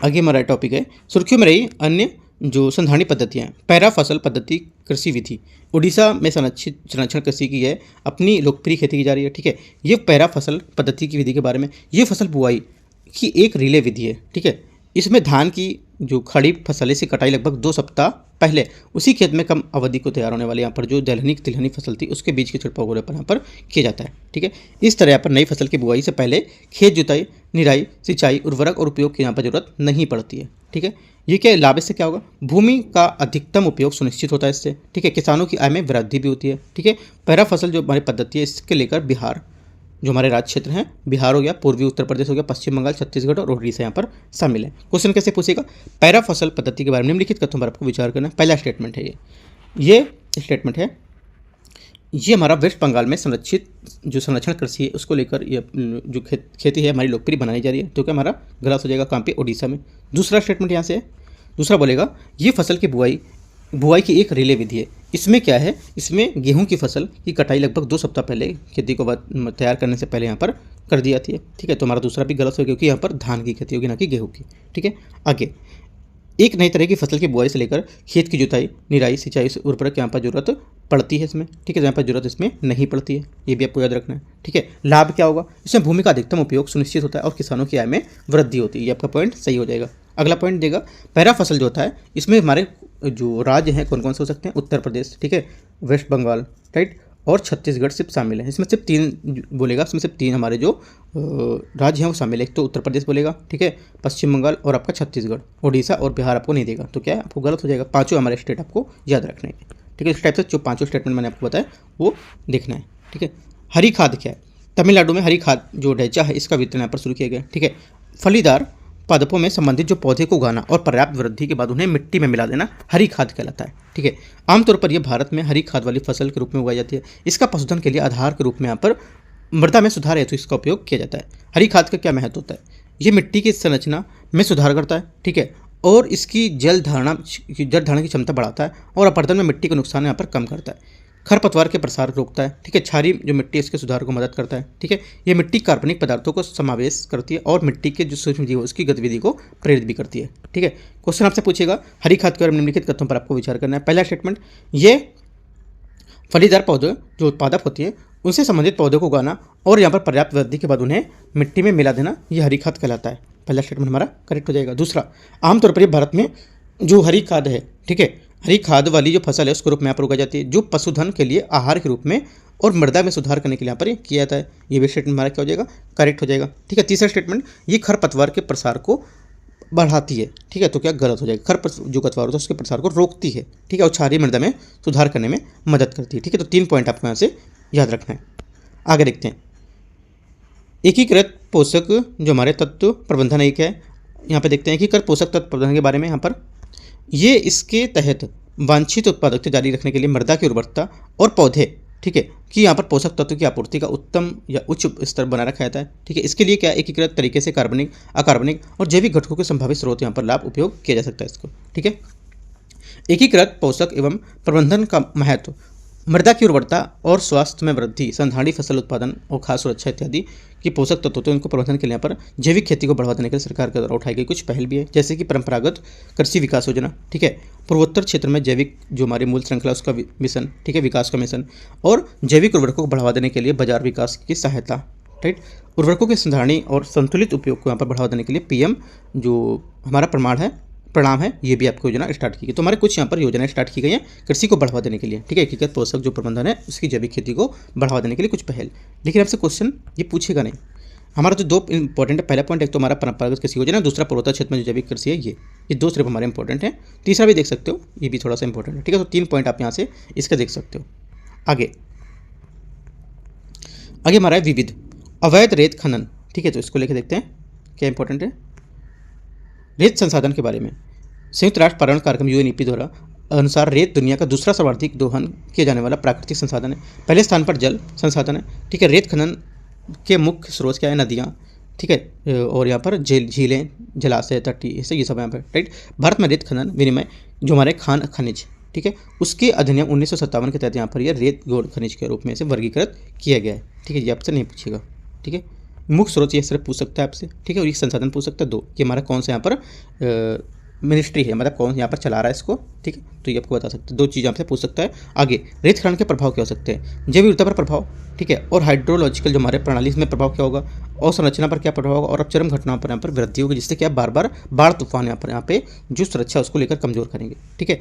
और जैव विविधता पर क्या प्रभाव पड़ेगा, ये स्थलीय और तटीय खनन को लेकर दोनों जलीय हमारे हैं जो आपके समुद्री भी और आपके यहाँ पर जो स्थलीय और वनस्पति जीव हैं उसको लेकर पर्यावरण को नुकसान पहुंचाएगा, ठीक है। तो हमारे जैव विविधता पर ये प्रभाव पड़ सकता है। तो 2 से 3 पॉइंट आपको यहाँ से पढ़ने हैं, एक तो चरम घटना में वृद्धि हो गया, और एक जैव विविधता में, और एक जो ये 4 पॉइंट आपको यहाँ से कवर करना है। आगे देखते हैं, आगे है हमारा अगला टॉपिक है अनमहत्वपूर्ण सुर्खियाँ, ठीक है। इको मार्क देखते हैं, इको मार्क क्या है। इको मार्क लेबलिंग हेतु मानदंड यहाँ पर कुछ दिए गए, ठीक है। तो हमारे लिए क्या इंपॉर्टेंट है, सिर्फ इतना देखेंगे। इको मार्क लेबलिंग मार्क का उपयोग अवधि जो होती है, ये मार्क 3 साल के लिए वैध होता है, ठीक है। इसका जो हमारा कार्यान्वयन होता है, निरीक्षण होता है, ये कार्य एवं कार्य जो होता है केंद्रीय पर्यावरण मंत्रालय की सचिव की अध्यक्षता की वाली समिति होती है, उसके द्वारा पर किया जाता है, ठीक है। भारत में पर्यावरण प्रमाणन की आवश्यकता योजना क्या है, ठीक है। भारतीय वन लकड़ी प्रमाणन योजना इसकी शुरू की गई थी, कि देश के संधारणी वन प्रबंधन और कृषि वानिकी को बढ़ावा देने के लिए यहाँ पर शुरू किया गया था, ठीक है। दूसरा, इसमें वन जो हमारा प्रबंधन प्रमाणन है, वन के बाहर क्षेत्र प्रबंधन जो प्रणाली इसके लेकर यहाँ पर श्रृंखला शामिल है, ठीक है। इसमें उन संस्थाओं को बाजार आधारित प्रोत्साहन प्रदान करती है जो अपनी गतिविधियाँ जिम्मेदार वन प्रबंधन और कृषि को लेकर यहाँ पर पद्धति अपनाती हैं, ठीक है। तो यहाँ पर देखो कुछ पॉइंट है, जैसे कि आपको मैंने ये बताया कि ये हमारा लकड़ी प्रमाण योजना इसके द्वारा शुरू की गई थी, ये देश के संधारणी वन के जो कृषि को बढ़ावा देगा, ठीक है। और एक ये वन, तो 3 पॉइंट ये और आपका 2 पॉइंट ऊपर, ये 5 पॉइंट सिर्फ आपको यहाँ से कवर करना है। आगे देखते हैं इथेनॉल। इथेनॉल जो हमारा 100 है, ये क्या है, पेट्रोलियम मंत्रालय ने इथेनॉल 100 फ्यूल यहाँ पर क्या शुरू किया है। ये गैसोलीन का एक उच्च स्वच्छ हरित विकल्प है। ये 92 से 94% इथेनॉल होगा, ठीक है। 4 से 5% आपका मोटर जो आपका स्पिरिट होगा यहाँ पर शामिल किया जाएगा। फ्लेम को रंग प्रदान करने के लिए यहाँ पर ये इसमें डाला गया है, ठीक है।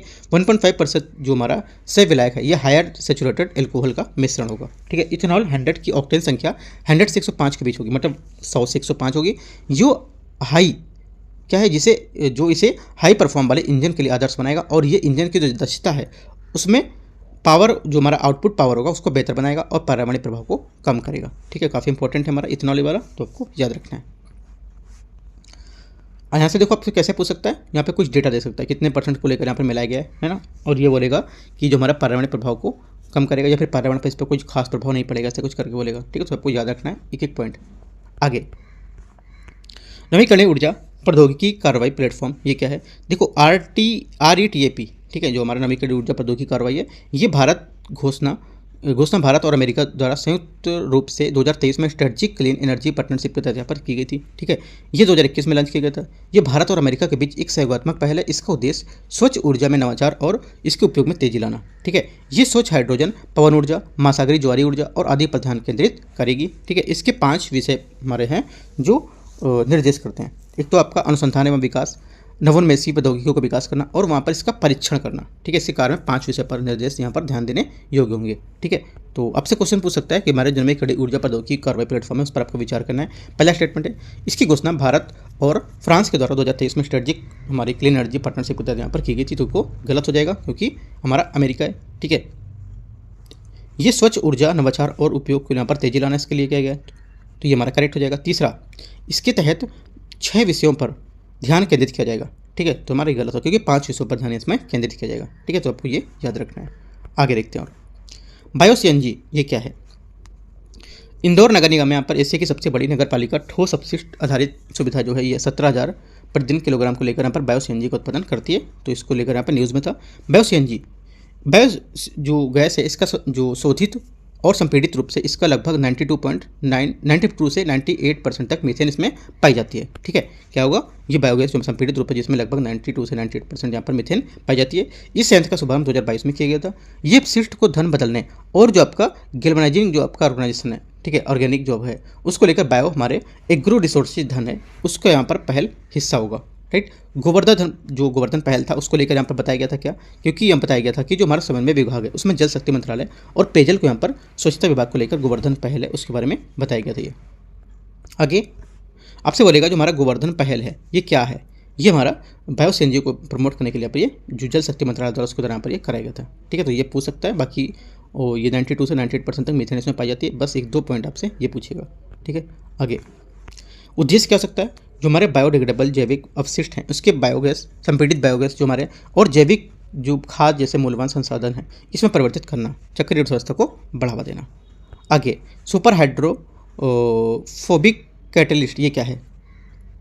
सुपर हाइड्रोफोबिक कैटलिस्ट के बारे में देखते हैं। इसे बायोमास सेल्यूलोज से बनाया जाता है। ये पर्यावरण अनुकूल और प्रचुर मात्रा में उपलब्ध होता है। इसके अलावा इसका उपयोग बार बार यहाँ पर किया जा सकता है। ये किफ़ायती भी होता है। ठीक है, पहला स्टेटमेंट हमारा तो ये हो गया, करेक्ट है। दूसरा, ये बायोडीजल उत्पादन के दौरान उत्पन्न होने वाला हानिकारक जल उत्पाद है, जल उप उत्पाद है। इसे जल उत्पाद के रूप में से निपट सकता है। जो बायोडीजल उत्पादन वाली जो हमारी साइट है उसके विषाक्त होने से बचा जा सकता है। ठीक है, इसे बायोमास या बायोमास से अपशिष्ट निपटान के लिए एक साधारण विकल्प को प्रदान करता है। साथ ही के ग्राफीन और कार्बन जो हमारे नैनो ट्यूब्स हैं उसके विकल्प के रूप में यहाँ पर इसे बायोचर की उपयोगिता को विस्तार कर सकता है। तो 3 पॉइंट आपको यहाँ से सिर्फ कवर करने, सुपर हाइड्रोफोबिक जो कैटलिस्ट है उसके बारे में। ठीक है, सुपर हाइड्रोफोबिक कैटलिस्ट ऐसे बनाना है और यहाँ पे तीनों बातें आपको लिख देनी है। Business responsibility and sustainability report से इसके बारे में देखते हैं। यहाँ पर है BRSR का उद्देश्य किसी व्यवसाय में वित्तीय प्रदर्शन और उसके ESG जो है हमारा, उसके प्रदर्शन के बीच हमारा संबंध स्थापित करना। ठीक है, 2022-23 में शीर्ष 1000 सूचीबद्ध जो कंपनियां हैं उसको लेकर इसे अनिवार्य कर दिया गया था। ठीक है, तो देखते हैं इसको। सेबी को मार्गदर्शन दस्तावेज 3 प्रकार के जो प्रकटीकरण उस पर यहाँ पर वितरण प्रचार करना, साथ ही के समान प्रबंधन और प्रक्रिया सिद्धांतवार को लेकर यहाँ पर ये इसे जो रहेगा इसके आधार पर इसे फॉलो करना रहेगा। ठीक है, दस्तावेज जो हमारे रहेंगे इसके ये बता रहे हैं कौन से समान प्रबंधन और प्रक्रिया के सिद्धांत पर यहाँ पर ये आधारित होंगे। ठीक है, आगे और तो कुछ इतना इंपॉर्टेंट यहाँ पर नहीं है इसका। ठीक है, बस यही सिर्फ आपको देखना है कि सेबी के जो मार्गदर्शन पर हमारा कि जो प्रक्रिया थी इसको लेकर, और तो कुछ खास मुझे नहीं दिख रहा है। एक पॉइंट आपको सिर्फ यही पता होना चाहिए इसका, और देखते नीचे अगर होगा पॉइंट तो कॉर्पोरेट क्लाइमेट जो हमारी रिस्पॉन्सिबिलिटी मॉनिटर है, ये जो होगा न्यू क्लाइमेट इंस्टीट्यूट और कार्बन जो मार्केट है उसमें वॉच और में जर्मनी और जो हमारा संयुक्त रूप से जो कॉर्पोरेट क्लाइमेट रहेगा। ठीक है, रिस्पॉन्सिबिलिटी को लेकर यहाँ पर ये जो 2024 रिपोर्ट जारी करेगा। ठीक है, ये भी कुछ खास इंपॉर्टेंट नहीं है, इसको उठाते हैं। ठीक है, देखो ये टॉपिक कितना हमारा जो रहेगा ये वाला, ये जो बिजनेस रिस्पॉन्सिबिलिटी हमारे लिए इंपॉर्टेंट नहीं है। ठीक है, छोड़ दें टॉपिक को, कुछ यहाँ से नहीं पूछेगा आपका। आगे देखते हैं नया टॉपिक को, क्रिटिकल एनर्जी ट्रांजिशन जो आपका मिनरल्स है, इसको क्रिटिकल एनर्जी जो हमारे ट्रांजिशन जो मिनरल्स है इसको लेकर यहाँ पर ये देखो ये क्या है, ये हमारे CETM वे खनिज होते हैं जो नवीकरणीय ऊर्जा के निर्माण में, उत्पादन, वितरण और भंडारण के लिए आवश्यक होते हैं। ये दुर्लभ खनिज, भूखनिज, तांबा, ठीक है, और जो कोबाल्ट, निकेल, लिथियम, ग्रेफाइट जैसे कैडमियम है यहाँ पर इसमें शामिल होते हैं। ठीक है, विश्व जीवाश्म ईंधन से नवीकरणीय ऊर्जा और ट्रांजिशन जो होते हैं, ये ऊर्जा की ओर क्या ट्रांजिशन कर रहा है, जिससे क्या होता है CETM की मांग 2030 तक 3 गुना बढ़ने की उम्मीद है। CETM मतलब जो हमारा क्रिटिकल एनर्जी ट्रांजिशन मिनरल्स है, ये 2030 तक क्या कितना 3 गुना बढ़ने की उम्मीद है। ठीक है, क्वेश्चन कैसे पूछेगा, CETM के बारे में निम्नलिखित कथनों पर आपको विचार करना है। पहला स्टेटमेंट, CETM वे खनिज होते हैं जो नवीकरणीय ऊर्जा के निर्माण के उत्पादन के लेकर यहाँ पर आवश्यक होते हैं। ठीक है, तो क्या हो जाएगा हमारा, गलत हो जाएगा। ये निर्माण के लिए, उत्पादन के लिए और वितरण के लिए भी यहाँ पर आवश्यक होते हैं। दूसरा स्टेटमेंट, ये दुर्लभ भूखनिज, तांबा, कोबाल्ट, निकेल, लिथियम और ग्रेफाइट, ठीक है, कैडमियम, सेलिनियम जैसे यहाँ पर जो होते हैं, ये जो तत्व होते हैं ये शामिल होते हैं। सेकंड हमारा करेक्ट हो जाएगा। तीसरा है, ये विश्व जीवाश्म ईंधन के नवीकरणीय ऊर्जा की ओर ट्रांजिशन कर रहा है, जिसमें क्या है 2030 तक इसे 2 गुना बढ़ने की यहाँ पर उम्मीद है। ठीक है, या बोल देगा इसको 6 गुना बढ़ने की यहाँ पर क्या उम्मीद है। तो क्या हमारा गलत हो जाएगा, ये 3 गुना बढ़ने की उम्मीद है। तो तीनों पॉइंट आपको यहाँ से दिखना है। आगे बायोमास ब्रिकेट्स, ये क्या है, बायोमास ब्रिकेट्स के बारे में। ठीक है, देखो आमतौर पर क्या कोयले के विकल्प के रूप में से इस्तेमाल किया जाता है। ठीक है, ये संगठक क्या होते हैं, इसके संगठक ये कृषि अवशेष, वानिकी अवशिष्ट और अपशिष्ट मास जैसे जो कार्बनिक पदार्थ है उसके कॉम्पैक्ट का यहाँ पर ब्लॉक होता है। ठीक है, और क्या होगा, ये जीवाश्म ईंधन के विपरीत कार्बन न्यूट्रल्स होते हैं, क्योंकि इनके दहन करने पर ब्रिकेट्स कोई अतिरिक्त CO2 उत्सर्जित नहीं होती है। आपको क्या करना है, एक सिर्फ ये पॉइंट पढ़ना है, इसके संगठक पढ़ना है, और एक आपको ये, बस 3 पॉइंट्स ही आपको यहाँ पे पढ़ना है, और कुछ यहाँ पे इंपॉर्टेंट नहीं है ये। ठीक है, आगे देखते हैं। परिवेश पोर्टल क्या है, परिवेश पोर्टल हमारा केंद्र सरकार द्वारा परिवेश पोर्टल उपलब्ध के अनुसार यहाँ पर 50,000 से अधिक जो मजबूरियाँ हैं ये प्रदान की जा चुकी हैं, जिसमें से परिवेश पोर्टल के बारे में देखते हैं। ये हमारा पर्यावरण, वन और जलवायु परिवर्तन मंत्रालय ने इस पोर्टल को NIC के जरिए यहाँ पर विकसित किया था। ठीक है, उद्देश्य क्या होगा, पर्यावरण हमारा जो वन जो जीव और तटीय यहाँ पे विनिमय है CRZ, इसको मंजूरी के लिए सिंगल विंडो पोर्टल के रूप में यहाँ पर काम करेगा और इसके बाद उसे अनुपालन की निगरानी करेगा। ठीक है, बस सिर्फ एक पॉइंट आपको याद रखना, प्रवेश पोर्टल का उद्देश्य क्या था ये, और कुछ नहीं पढ़ना यहाँ से। ठीक है, आगे देखते हैं 4.8 जो मैं सुर्खियों में रहे कुछ संगठन है, ठीक है, ऑर्गेनाइजेशन है कुछ, इसको देखते हैं। देखो अंतर्राष्ट्रीय सौर गठबंधन, इसका हेडक्वार्टर किधर है, गुड़गांव भारत में। ठीक है, और उत्पत्ति से भारत और फ्रांस के संयुक्त रूप से 2015 में पेरिस में लॉन्च हुए जो हमारा जलवायु परिवर्तन संयुक्त राष्ट्र फ्रेमवर्क है, उसमें यहाँ पर लॉन्च किया था COP21 पर। उद्देश्य इसका क्या होता है, उद्देश्य इसका है सौर ऊर्जा के कुशल उपयोग को प्रोत्साहित करना, ठीक है, और जीवाश्म ईंधन की निर्भरता को घटाना। ठीक है, अगला है टूवर्ड्स के 1000 जो हमारे रणनीति द्वारा निर्देशित हैं। ये क्या होगा, 2030 तक सौर ऊर्जा जो प्रौद्योगिकी उसमें 1000 बिलियन अमेरिकी डॉलर के यहाँ पर निवेश जुटाना। ठीक है, स्वच्छ ऊर्जा माध्यम से 1000 बिलियन लोगों को यहाँ पर जो विद्युत उपलब्ध कराना, 1000 गीगावाट सौर ऊर्जा की क्षमता स्थापित करना। ठीक है, तो ये सब हमारे क्या होंगे, इसके जो टूवर्ड्स 1000 रणनीति उसके द्वारा निर्देशित यहाँ पर ये प्रोग्राम होंगे। आगे सदस्य क्या है, इसके सदस्य 104 हस्ताक्षरकर्ता हमारे जो सदस्य होंगे। ठीक है, पात्रता संयुक्त राष्ट्र के सभी सदस्य देश फ्रेमवर्क समझौते में 2020 में संशोधन जो किया गया था उसके हिसाब से इसके सभी देश यहाँ पर शामिल होंगे, संयुक्त राष्ट्र के जितने होंगे। ठीक है, आगे ISA द्वारा कुछ यहाँ पर पहल शुरू की गई थी, जैसे कि सन जो हमारा वर्ल्ड ग्रिड था ये। ठीक है, ये अलग अलग जो ग्रिड से उसको कॉमन ग्रिड को यहाँ पर जोड़ना था। ठीक है, सोलर टेक्नोलॉजी एप्लीकेशन है ये स्टार्ट की गई थी। ग्लोबल सोलर जो हमारे फैसिलिटी थी ये स्टार्ट की गई थी, और अफ्रीका में समुदाय को लेकर यहाँ पर और भौगोलिक क्षेत्रों में सौर ऊर्जा को यहाँ पर बढ़ावा देने के लिए किया गया था। ठीक है, तो ये हमारे कुछ 3 पहले आपको ये इंपॉर्टेंट है जो पता करना है, मतलब पता रखनी है, जो हमारी 3 स्टार्ट की जा चुकी है। ठीक है, आगे देखते हैं। आपसे पूछ सकता है कि हमारी जो ग्लोबल सोलर फैसिलिटी है प्रोजेक्ट, ये किस मिनिस्ट्री के द्वारा स्टार्ट किया गया या किसके द्वारा स्टार्ट किया गया, ISA द्वारा या कोई और भी दे देगा यहाँ पर। ठीक है, तो इंटरनेशनल सोलर अलायंस आपको याद रखना है। ईज ऑफ डूइंग सोलर, ये कोई कौन सी रिपोर्ट निकालता है, ईज ऑफ डूइंग सोलर 2020 सदस्य देशों के अनुकूल के यहाँ पर रिपोर्ट के आकलन करता है इसका। ठीक है, कृषि उपयोग को लिए पर अपने अनुप्रयोग जो है विस्तार वो यहाँ पर करता है। ठीक है, ध्यान केंद्रित करता है, और सोलर इन्वेस्टमेंट रोड मैप यहाँ पर ये तैयार करता है। ठीक है, इसको मार्गदर्शन करता है। ठीक है, तो इस टाइप से यहाँ पर हमारा जो ये था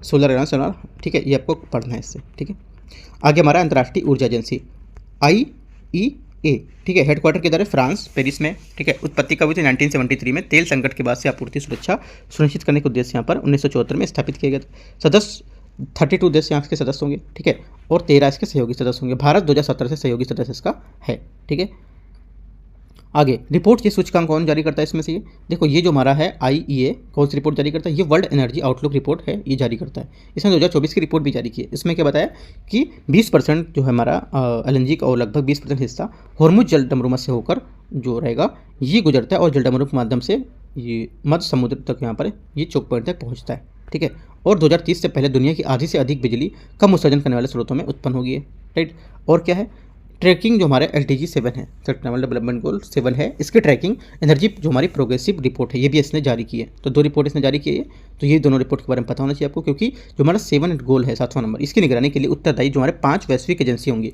उसके लिए यहाँ पर ये तैयार किया गया है। ठीक है, SDG 7 का लक्ष्य क्या है, 2030 तक सभी को किफ़ायती निरंतर संधारणीय आधुनिक ऊर्जा उपलब्ध करवाना इंपॉर्टेंट है। अन्य रिपोर्ट क्या है इसकी, ग्लोबल EV आउटलुक रिपोर्ट। ठीक है, और वर्ल्ड एनर्जी जो हमारी एम्प्लॉयमेंट रिपोर्ट 2024, ये 2 रिपोर्ट ये हो गई और 1-2 रिपोर्ट ये दी है, तो 4 रिपोर्ट टोटल यहाँ पर ये प्रकाशित करता है। ठीक है, आगे अंतर्राष्ट्रीय नवीकरणीय ऊर्जा एजेंसी, ये क्या है, इसका हेडक्वार्टर हमारा अबू धाबी में। ठीक है, किधर है, अबू धाबी में, UAE में, और इसकी उत्पत्ति 1991 में नैरोबी केन्या में जो ऊर्जा के नए हमारे नवीकरणीय ऊर्जा स्रोत उसको लेकर यहाँ पर ये आयोजित किया गया था। सदस्य इसके 168 देश सदस्य हैं, यूरोपीय संघ और भारत भी इसका एक सदस्य है। जिसका भारत सदस्य होगा वो हमारा काफ़ी इंपॉर्टेंट हो जाता है। ठीक है, इसके रिपोर्ट्स हमारे क्या हैं, रिपोर्ट्स के जारी करता है सूचकांक, ये वर्ल्ड एनर्जी हमारे ट्रांजिशन आउटलुक बीफ ट्रैकिंग जो रिपोर्ट है COP28 का आउटकम, ये इसने जारी की थी। ठीक है, और रिपोर्ट के मुख्य बिंदु पर एक नज़र देख सकते हैं, जैसे कि इसने 2023 में वैश्विक एनर्जी जो मिक्स है 473 गीगावाट के अतिरिक्त नवीकरणीय ऊर्जा को शामिल किया था। ठीक है, ये तो नहीं पूछेगा इतना डेटा अंदर का, बस ये देखना है कि हमारा जो रिपोर्ट है जारी करता है, और ये 2023 में हमारा जो आयोजित UNFCCC के COP28 है उसमें व्यक्त जो प्रतिबद्धता है उसकी दिशा के लिए में प्रगति के रूप में इसने कदम उठाया था। ठीक है, तो ये चीज़ आप यहाँ पर इंपॉर्टेंट है, पहला वाला ये आप याद कर सकते हो उसको। ठीक है, अन्य रिपोर्ट में world energy transition outlook report. ठीक है, ट्रिब्यूनल एनर्जी आउटलुक फॉर हमारा जो Asian tribunal energy for agriculture आदि, ये हमारे 2 रिपोर्ट और यहाँ पर देख सकते हो। आपसे बोलेगा कि जो हमारा जो एनर्जी जो आउटलुक रिपोर्ट है, ये मतलब हमारा जो अंतर्राष्ट्रीय नवीकरणीय ऊर्जा एजेंसी ये कौन सी रिपोर्ट जारी करता है इनमें से, तो 3-4 ऑप्शन दे देगा। तो याद रखना है, ये जरूरी नहीं कि ये रिपोर्ट इस साल जारी किया तो वही क्वेश्चन पूछेगा, ये भी पूछ सकते हैं कि रिपोर्ट कौन जारी कर सकता है। इतनी 2 रिपोर्ट दे रखा है, एक रिपोर्ट ये, तो तीनों रिपोर्ट आपको अच्छे से लिख लेना है। और ये लिखना है आपका जो हमारे यहाँ पर हेडक्वार्टर है, ठीक है, क्या हेडक्वार्टर इसका रहेगा और हमारा कौन सा ये संस्था है और कौन कौन सी रिपोर्ट जारी करता है, ठीक है। आगे है संयुक्त राष्ट्र आर्थिक और सामाजिक मामलों का विभाग, ये क्या है, इसका हेडक्वार्टर हमारा न्यूयॉर्क यूएसए में, ठीक है। और ये हमारा संयुक्त राष्ट्र आर्थिक और सामाजिक मामलों का विभाग भी है, राइट। इस उत्पत्ति क्या हुई थी, आर्थिक सामाजिक और पर्यावरणीय मुद्दों को लेकर यहाँ पर इसकी 1948 में स्थापित किया गया था। उद्देश्य क्या है, संयुक्त राष्ट्र सदस्य को द्वीप में नीतिगत विश्लेषण, क्षमता निर्माण और उसके साथ उसके जो मध्य समन्वय प्रदान करके संधारणीय विकास को बढ़ावा देना, ठीक है। मुख्य पहल क्या है, उच्च स्तरीय राजनीतिक जो पहल है, फोरम है वो, ठीक है। ये सस्टेनेबल डेवलपमेंट गोल प्रगति पर निगरानी करता है, ठीक है। सदस्य कौन हो सकते हैं इसमें, संयुक्त राष्ट्र के सभी 193 सदस्य देश यहाँ पर शामिल हो सकते हैं, ठीक है। रिपोर्ट्स कौन जारी करता है इसमें रिपोर्ट जारी करता है ये एक तो world economic situation and prospects report, ठीक है, वर्ल्ड सोशल रिपोर्ट और वैश्विक संधारणीय रिपोर्ट यहाँ पर ये जारी करता है, राइट। तो तीनों रिपोर्ट आपको ये याद रखनी है। संयुक्त राष्ट्र संधारणीय विकास समाधान नेटवर्क, ये क्या है, SDSN, इसकी उत्पत्ति 2012 में स्थापित हुआ था। उद्देश्य स्थानीय, राष्ट्रीय और वैश्विक स्तर पर संधारणीय विकास समाधान के लिए वैश्विक जो हमारे विशेषज्ञता है उसको एकजुट करना। सदस्य 57 यहाँ पर राष्ट्रीय और क्षेत्रीय नेटवर्क द्वारा सम्मिलित मुख्य रूप से विश्वविद्यालय सहित 2000 से अधिक यहाँ पर सदस्य संस्थान में होंगे, ठीक है। कार्य क्या होगा, नीतिगत सलाह देना, अनुसंधान को बढ़ावा देना और सतत विकास लक्ष्य प्राप्त करने के लिए विभिन्न क्षेत्रों में सहयोग देना, ठीक है। मुख्य पहल क्या हो सकती है इसकी मुख्य पहल में हमारी हो सकती है युवा समाधान कार्यक्रम, SDSN नेटवर्क और थीमेटिक यहाँ पर जो नेटवर्क हैं ये। सूचकांक या रिपोर्ट कौन जारी कर सकता है, ये रिपोर्ट जारी कर सकता है संधारणीय विकास रिपोर्ट, SDG सिटी गाइड की रिपोर्ट है, ठीक है। कि इसको यहाँ पर क्या है कि जो हमारा SDG है इसके स्थानीयकरण को बढ़ावा देगा। और ग्लोबल हैप्पीनेस पॉलिसी रिपोर्ट, ये हमारी इंपॉर्टेंट है ग्लोबल वाली, ठीक है। और तो ये 2-3 रिपोर्ट जो है आपको यहाँ से याद रखनी है। आगे देखते हैं, रिपोर्ट काफ़ी इंपॉर्टेंट है, आपको याद रखनी है, ठीक है, सब जितनी भी यहाँ पर न्यूज़ में आ रही हैं। अंतर्राष्ट्रीय ऊर्जा दक्षता हब, ये क्या है, भारत को IEEH में शामिल होने के लिए आशय पत्र हस्ताक्षर करने की मंजूरी दे दी गई। ये विश्व भर में ऊर्जा दक्षता को बढ़ावा देने और संबंधित सहयोग को प्रोत्साहित करने के लिए यहाँ पर समर्पित एक मंच होगा, ठीक है। उत्पत्ति इसे 2020 में ऊर्जा दक्षता सहयोग के लिए यहाँ पर अंतर्राष्ट्रीय साझेदारी जो है उसके उत्तराधिकारी के रूप में यहाँ पर स्थापित किया गया था। IPEEC में भारत एक सदस्य था, ठीक है। सदस्य हमारे जो होंगे 16 सदस्य होंगे देश इसमें, संयुक्त राज्य अमेरिका, चीन, यूनाइटेड किंगडम, जर्मनी जैसे जो देश हैं, यूरोपीय आयोग और यहाँ पर ये शामिल होंगे, ठीक है। सौंपे गए कुछ कार्य हैं, ये एक वैश्विक मंच होगा, ठीक है, जो विश्व भर में सहयोग से बेहतर करने के लिए ऊर्जा दक्षता को बढ़ावा देगा और उसके प्रति समर्पित होगा। भारत की ओर से ऊर्जा दक्षता ब्यूरो जो हमारा BEE है इसको हब के लिए कार्यान्वयन एजेंसी के रूप में नामित किया गया है, ठीक है, इंपॉर्टेंट है, याद रखना है। आगे है वर्ल्ड एनर्जी काउंसिल, ये क्या है, हेडक्वार्टर हमारा किधर है, हेडक्वार्टर इसका लंदन में, यूनाइटेड किंगडम। हाल ही में 26वीं world energy congress Rotterdam Netherland में संपन्न हुई थी। इसकी सह मेजबानी वर्ल्ड एनर्जी काउंसिल द्वारा यहाँ पर की गई थी। उत्पत्ति 1923 में हुई थी, ठीक है। मिशन क्या है, बेहतर जीवन और स्वास्थ्य ग्रह के लिए स्वच्छ, सस्ती और विश्वसनीय ऊर्जा की उपलब्धता सक्षम बनाना, ठीक है। भूमिका क्या होगी, ये प्रमुख और जो प्रतिष्ठित वैश्विक ऊर्जा समुदाय है उसको लेकर एनर्जी ट्रांजिशन को लीडर्स को लेकर नेटवर्क बनाना, ठीक है, और उसको जो क्षेत्र है उसमें व्यवहारिक समाधान प्रदान करना। सदस्य कौन है इसके, 3000 से अधिक सदस्य संगठन नेटवर्क हैं। इसकी लगभग 90 देशों की उपस्थिति यहाँ पर होती है, ठीक है। इसकी रिपोर्ट्स कौन कौन सी होती हैं, इसकी रिपोर्ट्स हमारी होती हैं जो हमारी humanising energy A look at the G20 agenda, world energy trilemma report, ठीक है, world energy scenario foundation 2024, world energy जो आपका इश्यूज मॉनिटर है रिपोर्ट, ये तो आपकी जितने चारों रिपोर्ट हैं आपको याद करना है। देखो एक दूसरे में मर्ज नहीं कर, जो आपको याद करने के बाद एक तो मिक्स नहीं कर देना है कि हाँ इसमें मिक्स कर दिया, कौन सी रिपोर्ट क्या थी, एक बना के अच्छा सा आपको लिख लेना है कि कौन सी रिपोर्ट कौन जारी करता है। अब देखते चलते आपको ये याद हो जाएंगी, ठीक है। अगला है इंटरनेशनल राइस रिसर्च इंस्टीट्यूट, ठीक है, ये क्या है, इसका हमारा हेडक्वार्टर उत्तर प्रदेश में, ठीक है, उत्तर प्रदेश जो है वाराणसी में, राइट। इसी भारत के कृषि और विकास किसान कल्याण विभाग द्वारा IRRI के बीच में समझौता के ज्ञापन का जो 2018 में स्थापित किया गया था, ठीक है। ये इसका IRRI मुख्यालय फिलीपींस में, ये राइस साइंस आदि के माध्यम से गरीबी और भूखमरी को कम करने के लिए प्रति यहाँ पर समर्पित संस्था है। इसे प्राप्त करने के लिए ISARC सर्वोत्तम जो हमारे एग्रोनॉमिक और प्रबंधन व्यवस्था है इसको अपनाने को यहाँ पर बढ़ावा दे रहा है, ठीक है। इसमें ड्राई सीडेड राइस और अल्टरनेट वेट जो हमारे यहाँ पर एंड ड्राइंग ऐसी तकनीकी होंगी वो यहाँ पर शामिल होंगी, ठीक है। ये दक्षिण एशिया क्षेत्र में चावल आधारित जो कृषि खाद्य जो हमारी प्रणाली है इसको मजबूत करने पर यहाँ पर ध्यान केंद्रित करेगा, ठीक है। तो यहाँ पर क्या है, वाराणसी में यहाँ पर हमारा इसकी जो भी है, इसका जो रिसर्च इंस्टीट्यूट हमारा जो है इसका ये मतलब स्थापित है। और जो हमारा जो वैश्विक हमारा हेडक्वार्टर इसका, ये आपका मुख्यालय फिलीपींस में। ठीक है, अगला हमारा रहेगा आपदा प्रबंधन। ये हम देखेंगे अपना टॉपिक जो रहेगा 5वां नंबर, ये पार्ट 5 में। ठीक है, पार्ट 5 में इसको डिस्कस करेंगे। राइट, तो यहाँ पे इसको एंड करते हैं। यहाँ पे कुछ डाउट रहता है तो आप पूछ सकते हो नीचे कमेंट में, या आप टेलीग्राम चैनल भी ज्वाइन कर सकते हो। अभी स्टार्ट होने वाला है डेली का टारगेट जो रहेगा वो मैंने स्टार्ट कर दिया है। ठीक है, तो डेली टारगेट भी आप यहाँ पर देख सकते हो, उसके हिसाब से आप अपना कवर कर सकते हो। तो आज सुबह जो 8 बजे था वो मैंने आपको स्टार्ट कर दिया डेली का टारगेट भी। ठीक है, तो भी आप यहाँ पे कवर कर सकते हो। कुछ यहाँ पर जो टॉपिक दे रखे हैं मैंने, कुछ मैप का दे रखा है यहाँ पर। राइट, और यहाँ पर जो हमारे कुछ PTC 65 दे रखी है हमारा पर्यावरण की पार्ट 1, तो भी आप यहाँ से कवर कर सकते हो, या तो आप खुद से मैगजीन को कवर कर सकते हो। ठीक है, तो कुछ डाउट रहता है पूछ सकते हो नीचे कमेंट में। ठीक है, all the best, thank you.